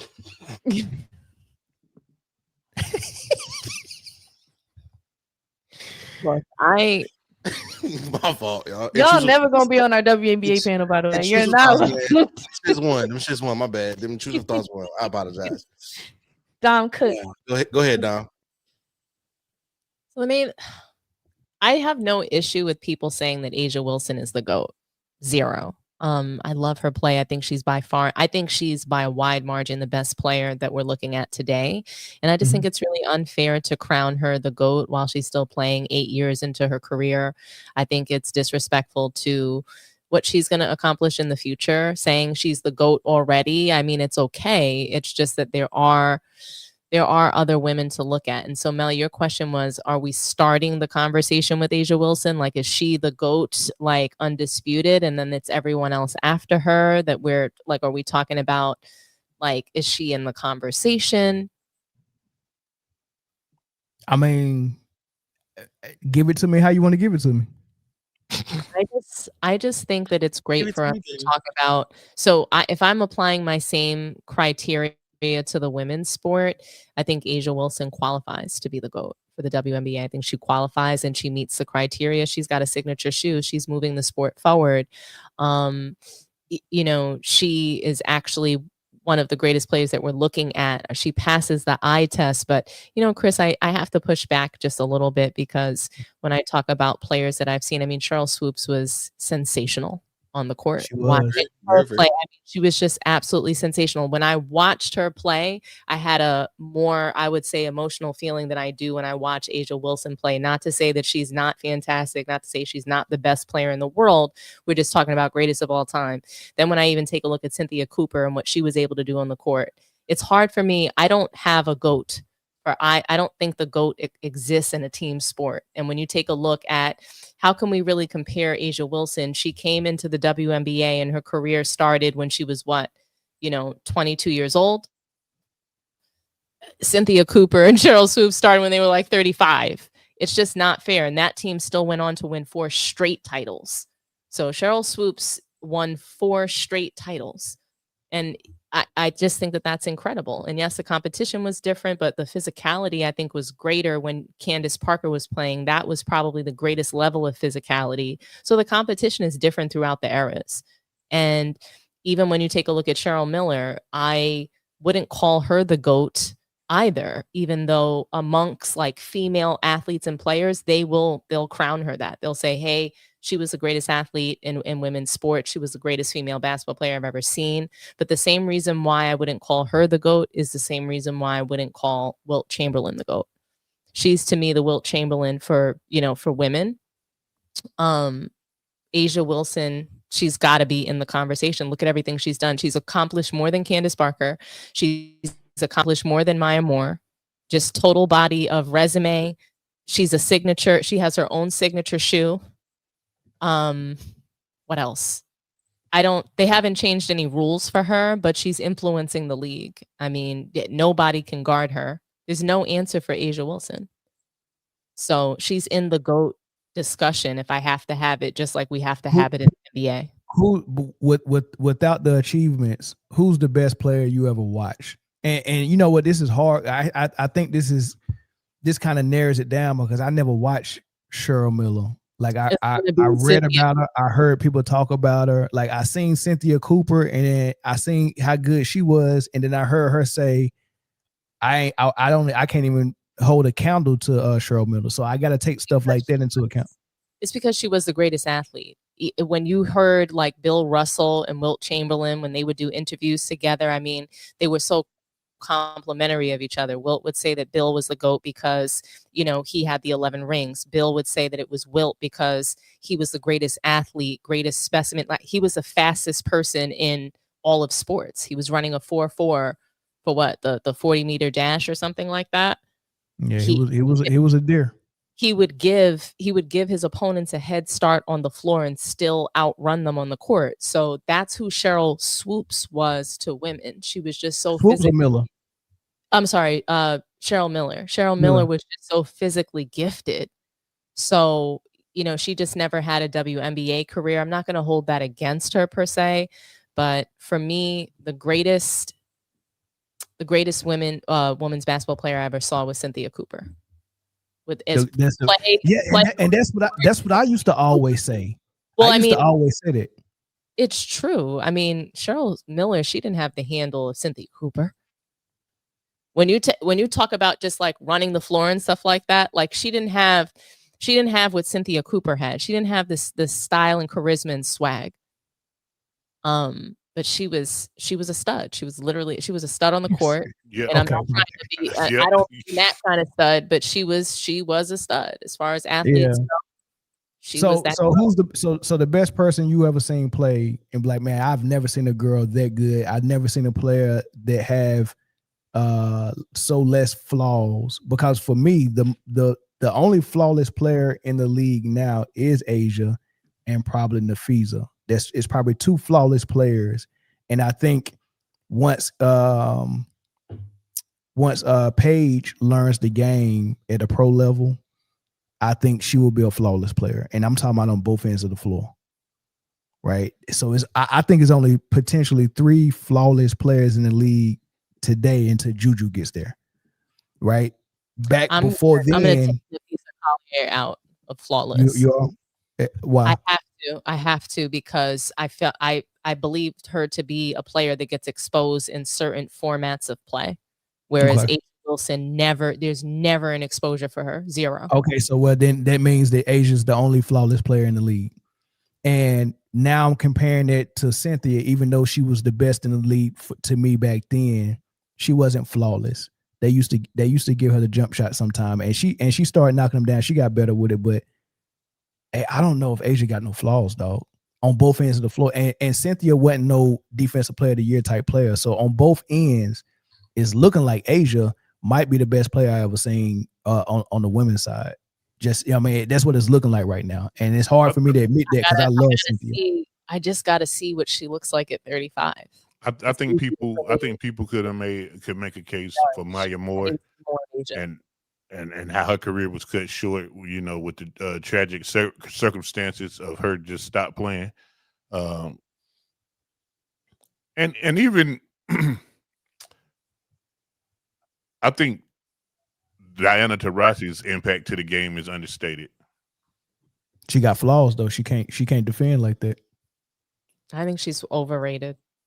Nah, that girl could play. Offensively, she definitely was a monster. When she was locked in her prime, boy, she Taurasi was hell, dog. Look, the fan bun that she had was helping those shots go in. Overrated. She was cheating the game with that nasty slick back fan bun. Sorry. I think to like what Dom said, I think it is still kind of early, to just go ahead and say Age is the GOAT.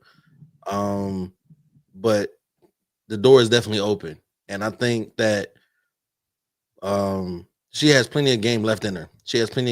So to see what could possibly still be coming with Asia's, career, with what she already has done, I think that when it's all said and done, when it's all over, when she finally decides to hang it up, she has the chance to undoubtedly clear the conversation and be the GOAT. Because I get what you guys are saying about, the actual game and how these ladies played and how they were on the court, which is a part of it as well. That's 50% of it. But again, I think also what you accomplish is the other half of it as well. So, I think that's where Asia is beating a lot of these other women, no matter how good they were on the court. Asia is great on the court. She's the best in the world right now. Like Mel said, I don't think she has any flaws right now. And she also has the accomplishments to match. So I think if she continues on this pace, when it's all said and done, she can clear the room and she can be like, okay, the conversation is me at the top, and then y'all are figuring out who's number 2 behind me. Wait, so what's going to do that for just ring? I think only rings and maybe those MVPs and Defensive Player of the Year awards. I don't think her points, how many points she scores, is really good. I mean, what are you saying that she's adding on to it that's gonna make it obvious? Is it just rings? The rings, MVPs, she gets more Defensive Player of the Years, all team selections, of course, that stuff matters. I think as far as like the game itself, is somewhat of a measuring stick, but it doesn't tell the whole story, right? Because if you look at her career averages, she's just only averaging, like, I think it was like 24 points or something around there in her career, something like that. I don't know if it's that high. Maybe like 22, 20. It's I looked it up earlier. It's somewhere. It's not like MJ's 30.1 for his career or anything like that. So like, I don't think you can just solely base it off the numbers, which is why you got to take how she plays the game and what she does on the court with like what you see in effect as well. There's nobody who can do anything with her on the court. She owns the court. I just want to know what's the foundation of the argument for people, because it's so many, like when you look at all the names, it's so many different. It's very hard to compare because Cheryl Miller never played in the WNBA, so you don't have stats for her, right? And she played in the era where we don't have a lot of footage to watch her full game, so we don't have game footage. We got highlights and we got hearsay. So, but she's so good. Based on what people are saying, she has to be in a conversation, but it's hard to compare her to people. Then you got Cynthia Cooper, who only played about 4 years in the WNBA, maybe 5, I don't know, in the WNBA. Then you got Maya Moore, who only played 8 years in the WNBA. And then here it is, Asia in her 8th season, who's probably going to play, I don't know, maybe 6 more seasons, right? So the conversation is very weird. So I think the foundation of the conversation has got to be, from the eye test, who's the best player, who's the most flawed or the least flawed player, who's the most complete player on both ends. Start there, and then you got to uniquely build the case. It's very different from the NBA because the league is so young. I think for me, with what you just said there, that conversation would kind of just start for me with Maya and Asia. I think that's probably the closest for me comparison as far as when it comes to who has the most complete game for your foundation of the GOAT conversation. Don, how would you reconcile all those differences with those names? Because it's hard to compare, right? Like they so different and unique. It is a tricky situation. That's why I don't have a GOAT for the WNBA, because all of the eras are so different. To me, there's only really like 3 eras in the W. The first era was, them trying to get on, showing everybody what they can do, just sort of showcasing the talent that women have. And then the second era was where we saw malice in the palace. You know what I'm saying? The second era was when the Detroit Shock were winning, and we saw, I think the Sacramento Monarchs won a title. Like, we were seeing it was very difficult during that era for teams to repeat. We saw Candace Parker win a title with every team that she played, Chicago, Aces, LA. It's just what I'm not going to say what they were playing for was different. The eras were different. And I don't think that they're comparable. Maya Moore, she's disqualified from the GOAT conversation. She just doesn't, to me, there's just not enough of a sample size. When you take a look at even how she looks now, you know, how would she have been able to sustain that level of play that she had? I don't know. I think she would have been. I think she is an all-time great, even with the short. I mean, she played 8 years and won 4 rings, so that's significant. I guess. But they never repeated. So that's a dynasty. They're still dominant and winning, but Asia Wilson has a repeat, which we have not seen in the WNBA in a long time. She has some of those Jordan-like things as the reason why we call she's got Jordan intangibles for sure when you just take a look at how she played. And I'm talking about Asia Wilson. She has a signature shoe that we can remember. We're going to remember that shoe. We're going to remember Bam Adebayo, flashing that pink shoe, just everybody supporting that, the A1s. I feel like we're going to remember that. And she's just was around for one of the most important moments in the WNBA. The CBA negotiation is going to be huge for their league. So there's just a lot of pivotal moments that she's been part of, and then her accomplishments. I mean, the resume is just so incredible, and she's only in her 8th season. So most people finish their career with 4 rings. She might not ever win a title, right? And so another one. Let's say she wins this title, she's got 3. What if she never wins another one and she plays for 20 years like Taurasi? Are we going to be? That's a good question. I don't know if that's likely to happen the way she take care of herself and how they move in teams in the NBA, in the WNBA. She liable to hop on another squad that's kind of ready and made, and she's still the best player and the most dominant player in the league. So I'm certain. I'm just saying, she might get 6, dog. She might get 6. She might. And I mean, look at LeBron. He's playing 20 plus years, and we've all said the longer he plays, it doesn't necessarily help him. So I like to call people to go or figure out where they stand amongst all-time players when their career is over. That's what I think is fair to them and fair to the history of the sport. Fair. And shout out to you, Dom, for dropping that Detroit Shock nugget, man. Shout out to the Shock and shout out to who that coach was, Chris? I don't, but I do remember I had Rick Mahorn. Yeah. And I remember I had the meanest crush on Swin Cash. That was my baby. I had Angel McCarthy was my crush. I drank Crush soda, orange and grape. Yeah, she was definitely my crush, man. Swin Cash, man. Shout out to the Shock, man. And we coming back. I don't know if they're gonna name them the Shock, but they are bringing the team back to Detroit. So they won 2 titles under Bill Laimbeer. Yeah, shout out to Bill Laimbeer. And that was one of the most physical times in the sport. And that pretty certain that Candace Parker's her version of Malice in the Palace that happened against the Detroit team. That's why they call it their version of Malice in the Palace, I believe, right? Wasn't it against Shock? Yeah, Shock in LA. Yep. They had the Shock had Karl Malone daughter too, right? Yeah, Ford. Yeah. Cheryl Ford. So here's the uniqueness about that Malice in the Palace, right? Rick Mahorn and Bill Laimbeer were Detroit Piston bad boys coaching the Detroit Shock, who also hated the Lakers, who was coached by Michael Cooper, who was a Showtime Laker, coaching the LA Sparks, and they got in a feud. Cheryl Ford, Karl Malone's daughter, was on the floor. I think she tore her ACL in the fight. And it was all over bullying Cannon Parker was getting worse treatment than what they say the rookies are getting now, Angel Reese and Caitlin Clark. Like, imagine she came in, that's all they was talking about. She was supposed to be the female that was supposed to dunk every game, and she won a dunk contest in high school. She had won championships at Tennessee. That's all people talked about. She was pretty, and she just took the lead by storm, won MVP as a rookie. Like, they hated that girl. They was fighting that girl every 5 seconds, man. And it blew up. It blew up in Detroit, and that was the fallout from it. So all of that was cool. That was the league. Shout out to Detroit, man, holding it down. We don't let nobody come in there and play with us, man. What are you talking about? All right, last topic, y'all. Kobe Bryant.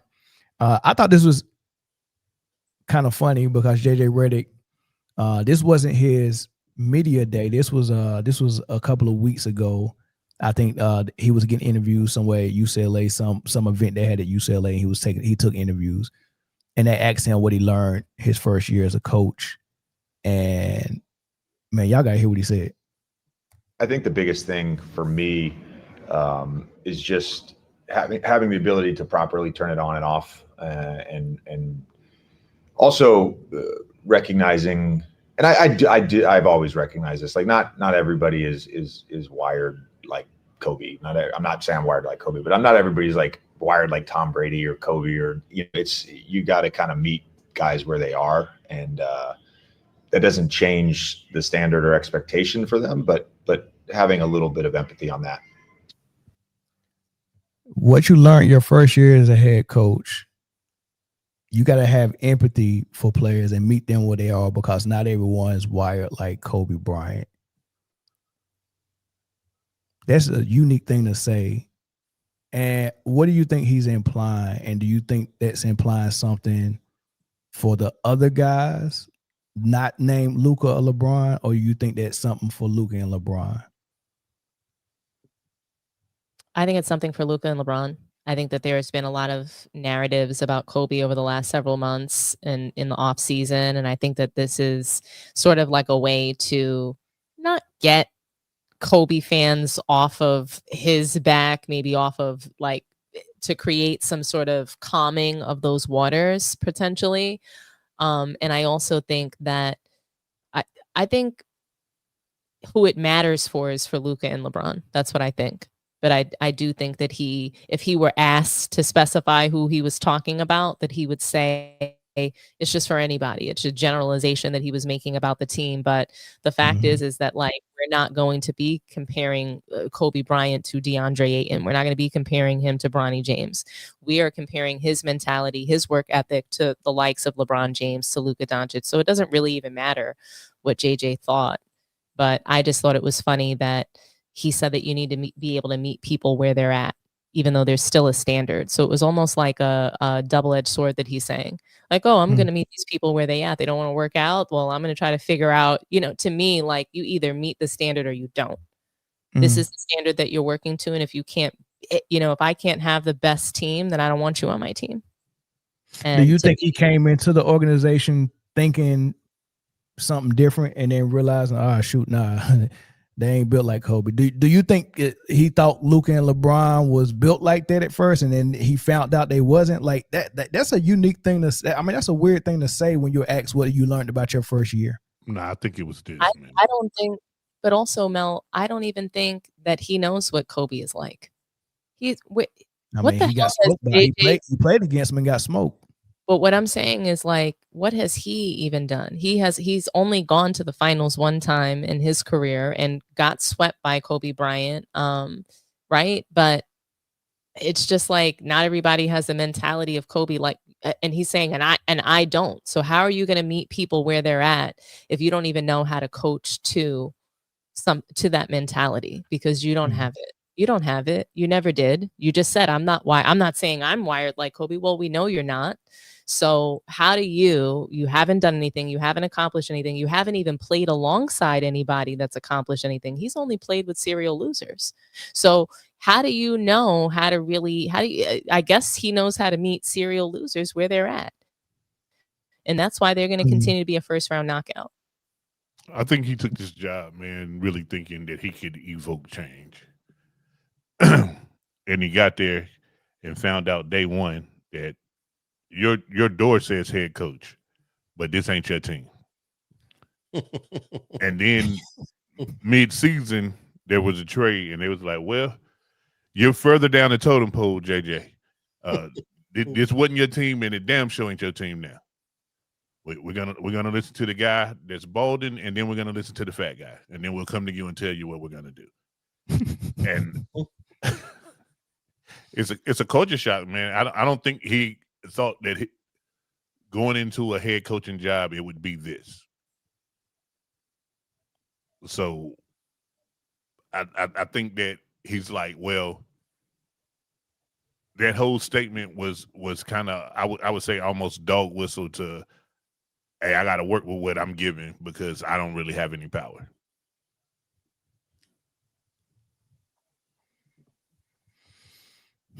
Dang, Jay, really? Man, I tell you what, you got league pass and stuff like that. So a lot of times during the commercial, they don't go to commercial. Just watch him during the huddle. That motherfucker call up a play. They look over to some balding guy, and he's like, fuck that. This is the play. But you know what, though? I don't think he came there to evoke change. Jay, I think that he's there to be the coach's version of a Kai Cenat. He had a podcast. They gave him a 4-year extension in this offseason for absolutely no reason. And the answer for it when they were asked, so he gets knocked out in the first round. He already had a 4-year deal. So he was signed on to the Lakers for a 4-year deal. He's signed with the Lakers right now for 8 total seasons. And the Lakers refused to commit to Darvin Ham, who took them to the Western Conference Finals in their first season. So what they're committed to, or the change that he's trying to evoke, is just them getting back to not being about their results, them being about who looks like them, who they like, who they want to put in cushy roles and jobs. Like they at one point had Kurt Rambis as the coach. I mean, Luke Walton as the coach. But what we know about JJ Redick is he no ball. You know what I'm saying? JJ Redick had a really. He was coached by the greatest of all time. Girl, no. He was coached by the greatest of all time, the absolute best coach that ever walked God's planet. He was coached by. So he knows basketball in and out. Jay, can you start laughing now? No, I'm serious. There's no way that you are Coach K's teacher's pet and you don't learn basketball. Okay, that might very well be true. Let's just roll with that, right? But he still was signed on to an additional 4 years where Darvin Ham could not even make it out of the second season. Hold on. No, that's not what I'm saying. No, I'm just saying he accomplished more, right? So you said why, why is he there? He thought that he was going to evoke change in the first season. I mean, he is there to evoke change. You're right, but not within the team. It's just it's a culture wave in the league. They want to have younger coaches. No, listen, they want younger coaches. So the Lakers, they're leading the charge in having, the young social media like coach, the influencer coach. That's what JJ Redick is. He's an influencer coach. And He's again, not there to win and accomplish anything. So imagine him finding that out once his foot is in the door. He came to coach basketball. He wants to, but you ain't gonna turn it down. You think he really believed that though? He was a coach like 4th graders. Absolutely, but the man knows basketball at a high level. So that's what he could have. The only reason why I'm pushing back, Jay, and a little hard, is because he came out and said they had a press conference over his extension. Rob Pelinka talked all about why he was supporting him. Hey, we're standing by JJ Redick. Doesn't matter if he has failures or not. He's our guy. And JJ Redick responded with, hey, he basically said, and he didn't exactly say this, but hey, I know that I don't really deserve it. As a first-year coach, I was offered this extension. This is not lost on me. He actually, for a moment, had a brief moment of humility for whatever that looks like. Why did they give him the extension? They like him because he played ball. He did. He put his Darvin Ham played dreams. Ball. Darvin Ham played ball and actually coached a team that won a title. What do you mean no? No, Darvin Ham said winning is more important than this shit y'all want me to do. And they said you won't win here, and sent them out the door. JJ Redick said, what else you want me to do? All right, I can do that. That's a good point. That's a good point. And they rewarded good boy. They rewarded him with 4 more years. I mean, he is doing the extra stuff, man. He looks the part. He continues to lie about Bronny. But no one's gonna. And Mel, you know this, and you know how I've studied JJ Redick's career since high school. The man really knows basketball, but again, he's not bigger than doing the job for the bread. He's not bigger than that. Yeah, he would the fuck games, man. Yeah, he with the program. He definitely with the program. Yeah, what else y'all want me to do?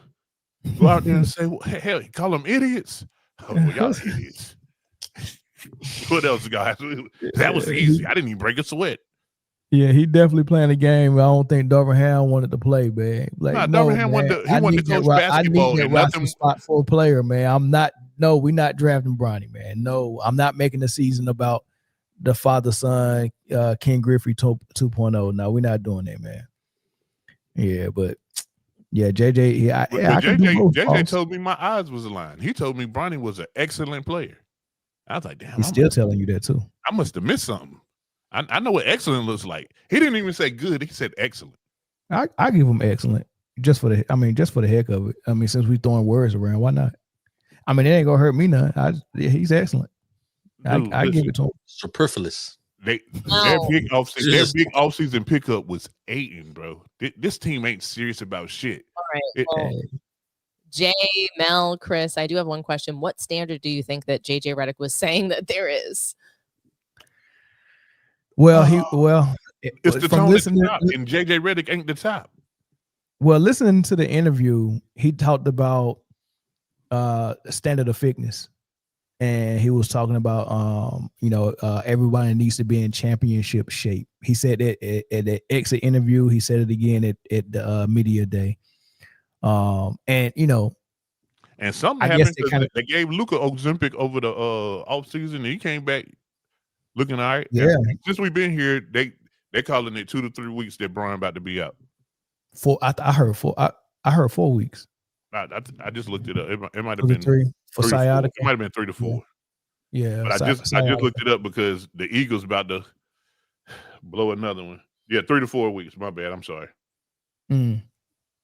Well, but Dom, that question kind of segues to something else that JJ said. And this was at the media day. This wasn't at the same event he was at UCLA. This was at media day. They asked him about the philosophy of the team. And this is what I was alluding to earlier in the show. You're going to win with the LA Times, JJ, following up on what you said earlier about philosophy and methodology. What were kind of your takeaways of where you are as a coach early in your career in terms of those two things, philosophy and methodology? Philosophy. I think it's just continued growth for how I want this team to play.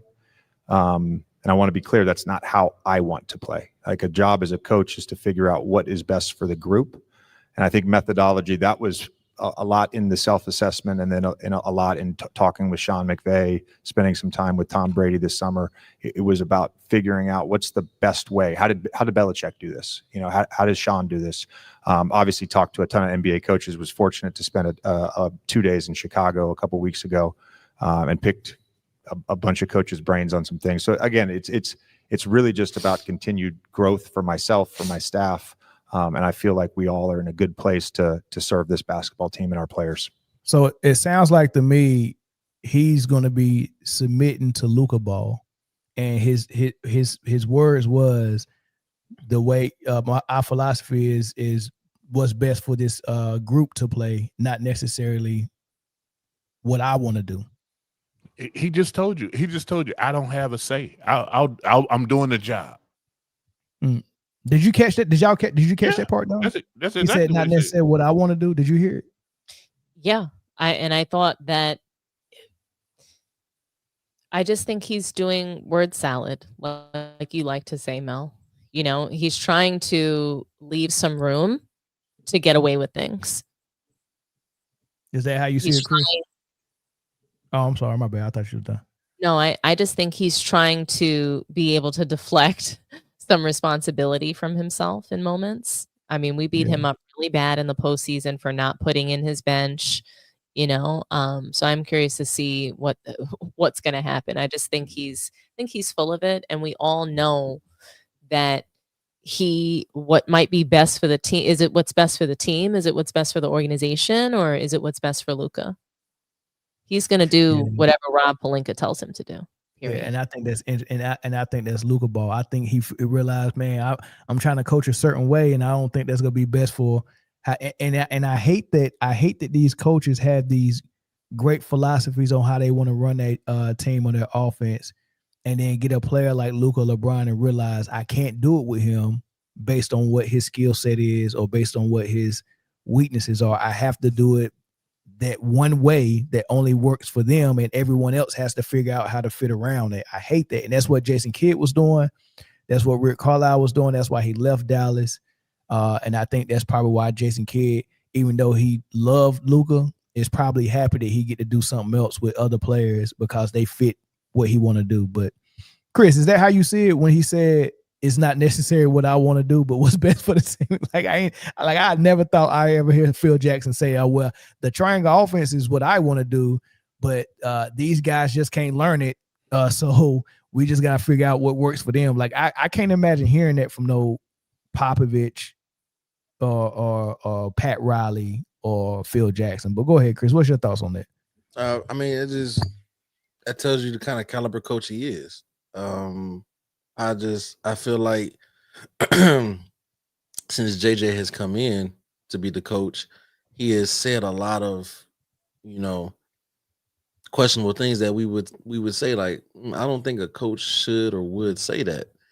And I mean, we all know, that any LeBron team and now any Luka team, now that you got both of them on the same team, the coach is just there to hold a position and hold a clipboard and look pretty, right? Obviously, it's those two guys that are calling the shots. But to actually come out and say, like, you still have to have JJ needs better media training, in my opinion. I think he still talks as if he's a player. And now that you're a coach, you got to understand, like, sometimes you just need to go in there and lie. Sometimes it's just probably the better option to lie. And say that things are coming together, say that y'all are working on whatever, but to say I don't really, it's not I'm just whatever. Well, that's not what he was saying. I think what he was saying is, they asked about the philosophy on the team, and more than likely it's the offense. And he basically said, our philosophy is gonna be geared around what's best for the team, not necessarily what I want to do. Right. And I think that's code for something. Like, what are you saying? Like, I've never heard a coach say what I want to do as a coach and what my philosophy is might have to adjust because of the personnel, and I can't do it because they can't do it. I got to do what's best for them. Also, I think he's secretly saying that the team is not built how he wants it to be built. The team is not built how he envisioned it to be. Okay. So he has to do what he has to do with what he has.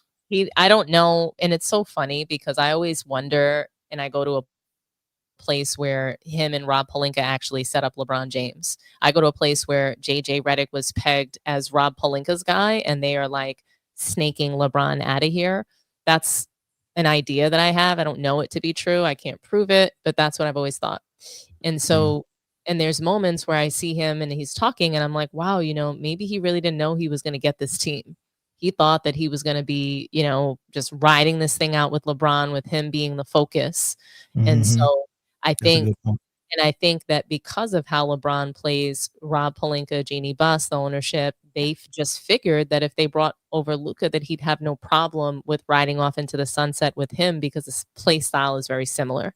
Obviously, LeBron James is more athletic, can jump, can dunk the ball, things of that nature. But play style is very similar. So it's just, think about JJ Redick, right? And think about Chris, something that you said is really important. Mel, something you said is really important. He said that not everybody's going to be like Kobe Bryant or Tom Brady. He's also talking about himself. He's not going to be like Bill Belichick. He's not going to be like Pat Riley. He can't be, because the way that the amount of money that these players make, the coaches are lesser than the players now versus the way that it used to be. You know what I mean? You only see a couple of coaches standing on business. That's Ime Udoka. Those players are on his program. There's a couple coaches where the players are on their program. Rick Carlisle, that team is on his program. Period. They just blew up the team. It's so much so his program. It's not about the players. So it's just kind of like he's soft. He's a soft ass coach. Pat Riley would never. What he I wanted don't to think do. no old school coach would. I mean, my philosophy is what I do. I mean, I like you can't come in and be like, hey, I specialize in the run and shoot offense in football and be like, oh, but we can't run it because I ain't got the right personnel and try to create something else. Hell no, give me the right personnel. Yeah. You get what I'm saying? Like, they want player coaches. That's what they want. The Yeah. player coach is taking over. yeah. Jay, final thoughts.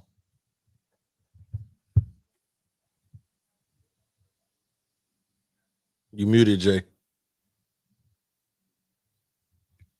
Jay, you muted. You're muted. You muted. You muted on. There you go. Yeah. Can you? Yeah, you good Yeah, now. go ahead. Yeah.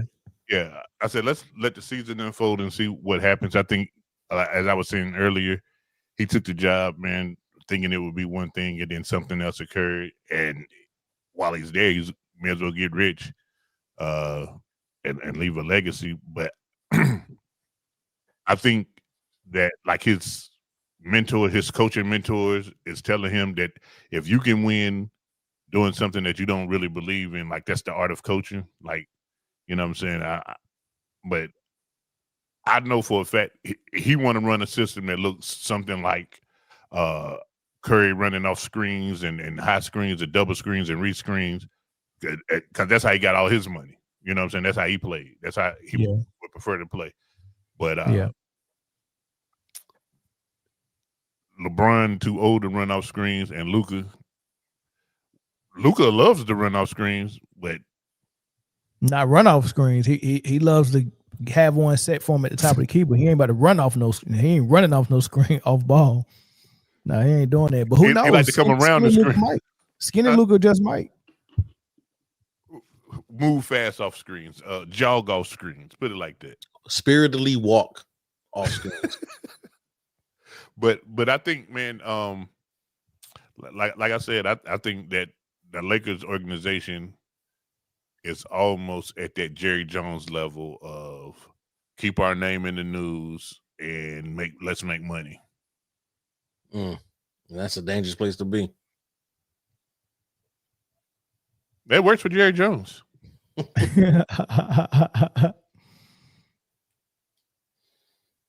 right, y'all.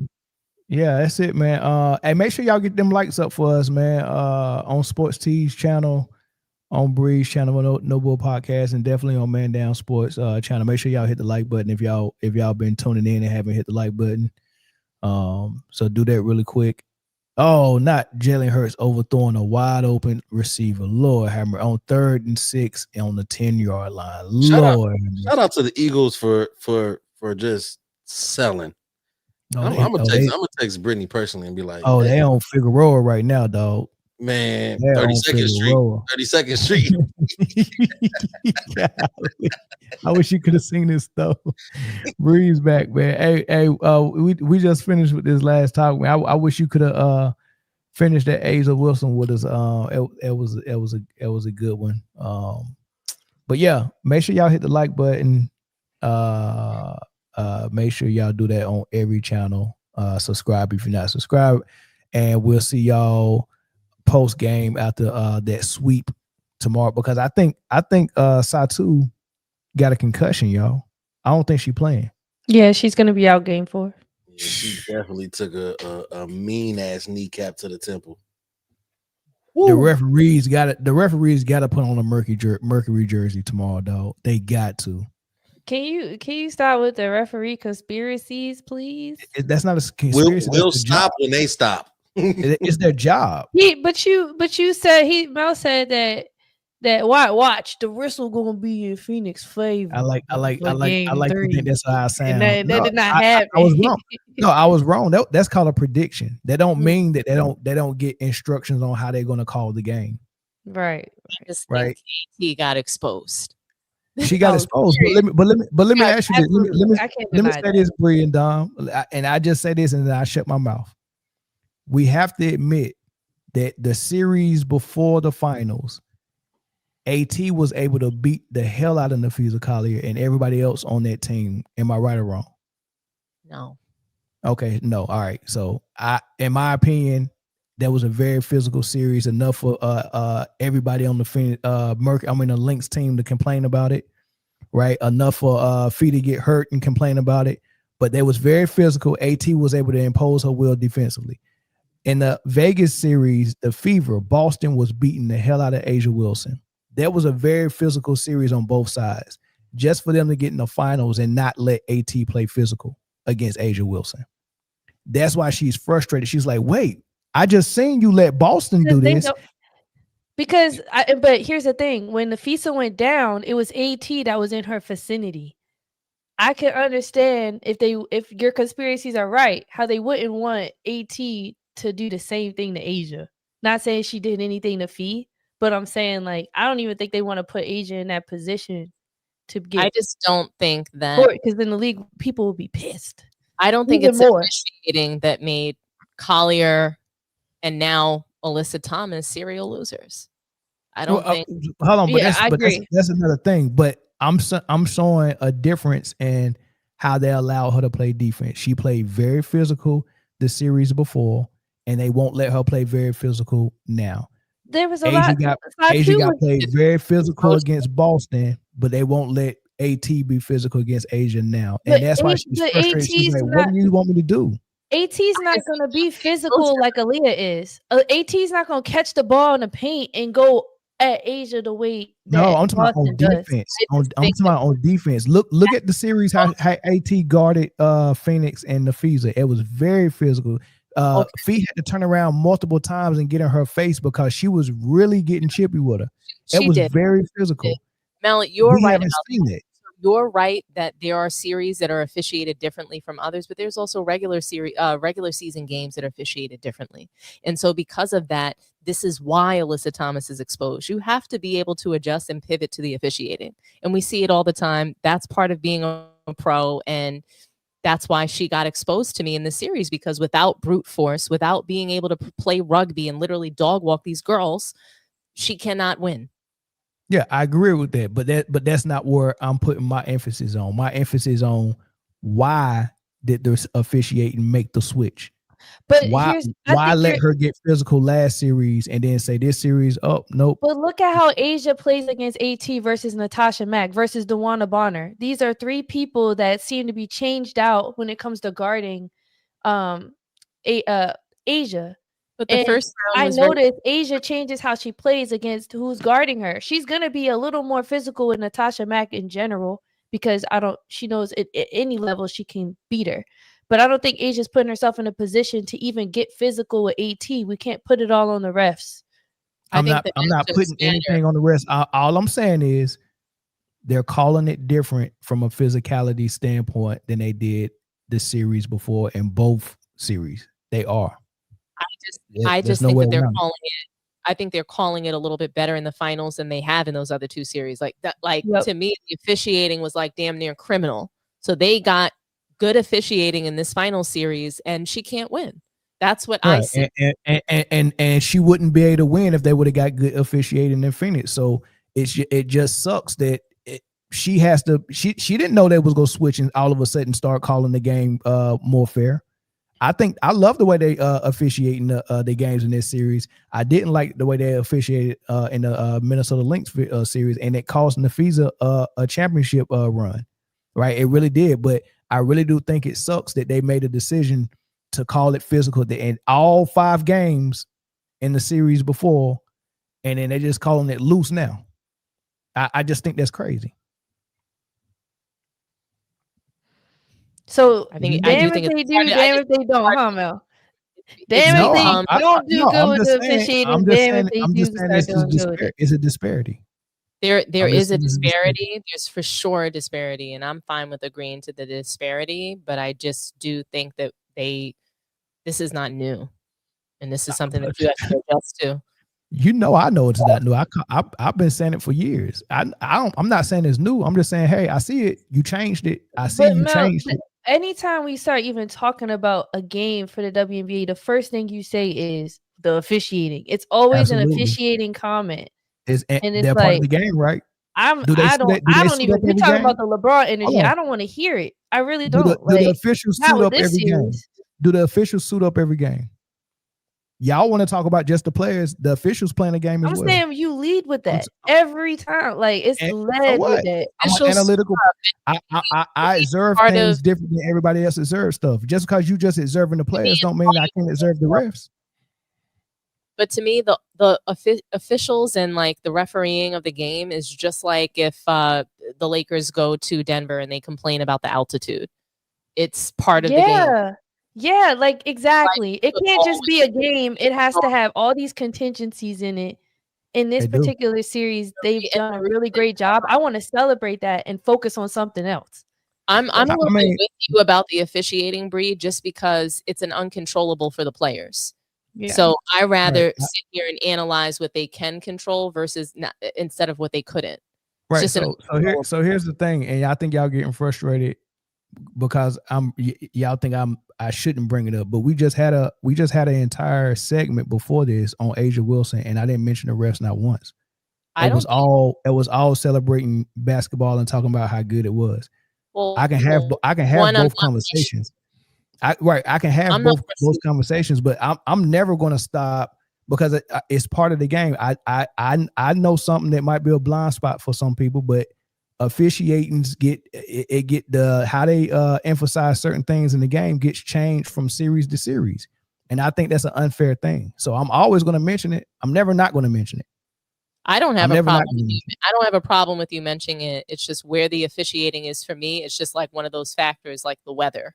It's just like another one of those factors, like it's an uncontrollable for the players. So they have to, and every single player on the floor is up against that same battle. Okay, well, how do we combat the refs? Because you're almost playing against them too. Yeah. But nonetheless, super chat. Heath Overledger. Before y'all jet, Knicks versus Thunder 26 finals. That's tough. Knicks. Absolutely not. Definitely. I guess when they make the Giannis trade. Well, I think that was killed today. Giannis announced that he's staying with the Bucks. That was killed. I wouldn't want. And then he said, if that happens to change, just remember I'm human. Well, I think the Knicks are not going to have the same repeat success as last season, and I don't think the Thunder will make it to the finals. So it's possible. It's hard for these teams these days to repeat, more or less make it back. Right. Anything is possible. Continuity. Anything's possible. Alive and well. The continuity is alive and well. Anything is possible. Shout out to the King LeBron James, man. Anything is possible. I'm gonna go give me a bottle tonight. Anybody drinking? What you say? Henny makes me cry. So you just drinking and all of a sudden just start crying. There's some other things that happened before that happened. All right, y'all. Let's go ahead and get out of here, man. I appreciate everybody for tuning in, man. I'm human. Good show, man. Thank y'all. We'll catch y'all tomorrow on the post game after the sweep, and then we'll catch y'all again. Get the brooms out. So thanks so much, guys. Sweet. So Sunday the blitz before the games, and then again on Full Print on Friday. Peace. Wait a minute. Matter of fact. In addition to the blitz Sunday morning, man, I know it's gonna be me and Jay, Mel, and maybe Corey, but we will be doing a play-by-play for Sunday Night Football, Lions versus Chiefs. I'll be calling the Lions plays. Jay will be calling the Chiefs plays, and then Mel and Corey will be the commentary in between. That's so cool, guys. Sunday? Guess what? We're in a Pick'ems league, and I'm doing better than Mel. No, Lord. I was in second to last place, and now I'm in fourth place. By the way, I love it. I love to see it. The silence is real. I love to see it. But yeah, tune into that football show. It's really good stuff. Keep walking them down, Bree. Keep walking them down. Next is Chris. Next is Jay. Yeah, it's only a matter of time. I want Brittany to win, though. By the way, Brittany is killing it. She's about 6 games ahead of the next person in second place. She low-key won it last season. All right, man. We appreciate y'all, man. The Blitz Sunday morning, Sunday Night Football live play-by-play, man. We'll catch y'all on the next one, man. Peace. Jay, can you show them who actually won it last season? Hey man, what your boy say? The deception. The deception. He was definitely that was so. Yo, this chair making my no, because people need to see this. Because I mean, I just can't let a lie live like that. Like, why let a lie live like that? All I know is Bill didn't win the belt. That's what I know. And I don't know. This is the champion from last year right here. A brother. The champ is here. Well, Kansas didn't win. Brittany won. Let's go, Brittany. Brittany won. Like, good night. I don't know why Jay's wearing that fake belt. How do you have a belt for a team that did not win? That's can you clean it? Just clean it at least. Oh no, it's shining. That says man down 2024, 2025, don't it? That's tough. Don't look like Brittany run it to me. Yeah, that's tough. Read that plate, Brittany though. won't Read win that plate. Billy, read that plate. I don't know. Nation. That's tough. Yeah. I'm not gonna hold y'all. It is tough. Thank you. Winners get belts like that. You Right, Mel. You don't get no belt in week why 5. are you losing to someone who doesn't even watch football? Can we get off the show? God damn. Oh, what'd you say? I can't hear you from all this winning. What'd you say? I'm about to hit the goddamn button, man. Exactly. Yeah, we'll catch y'all on the next show. Yeah.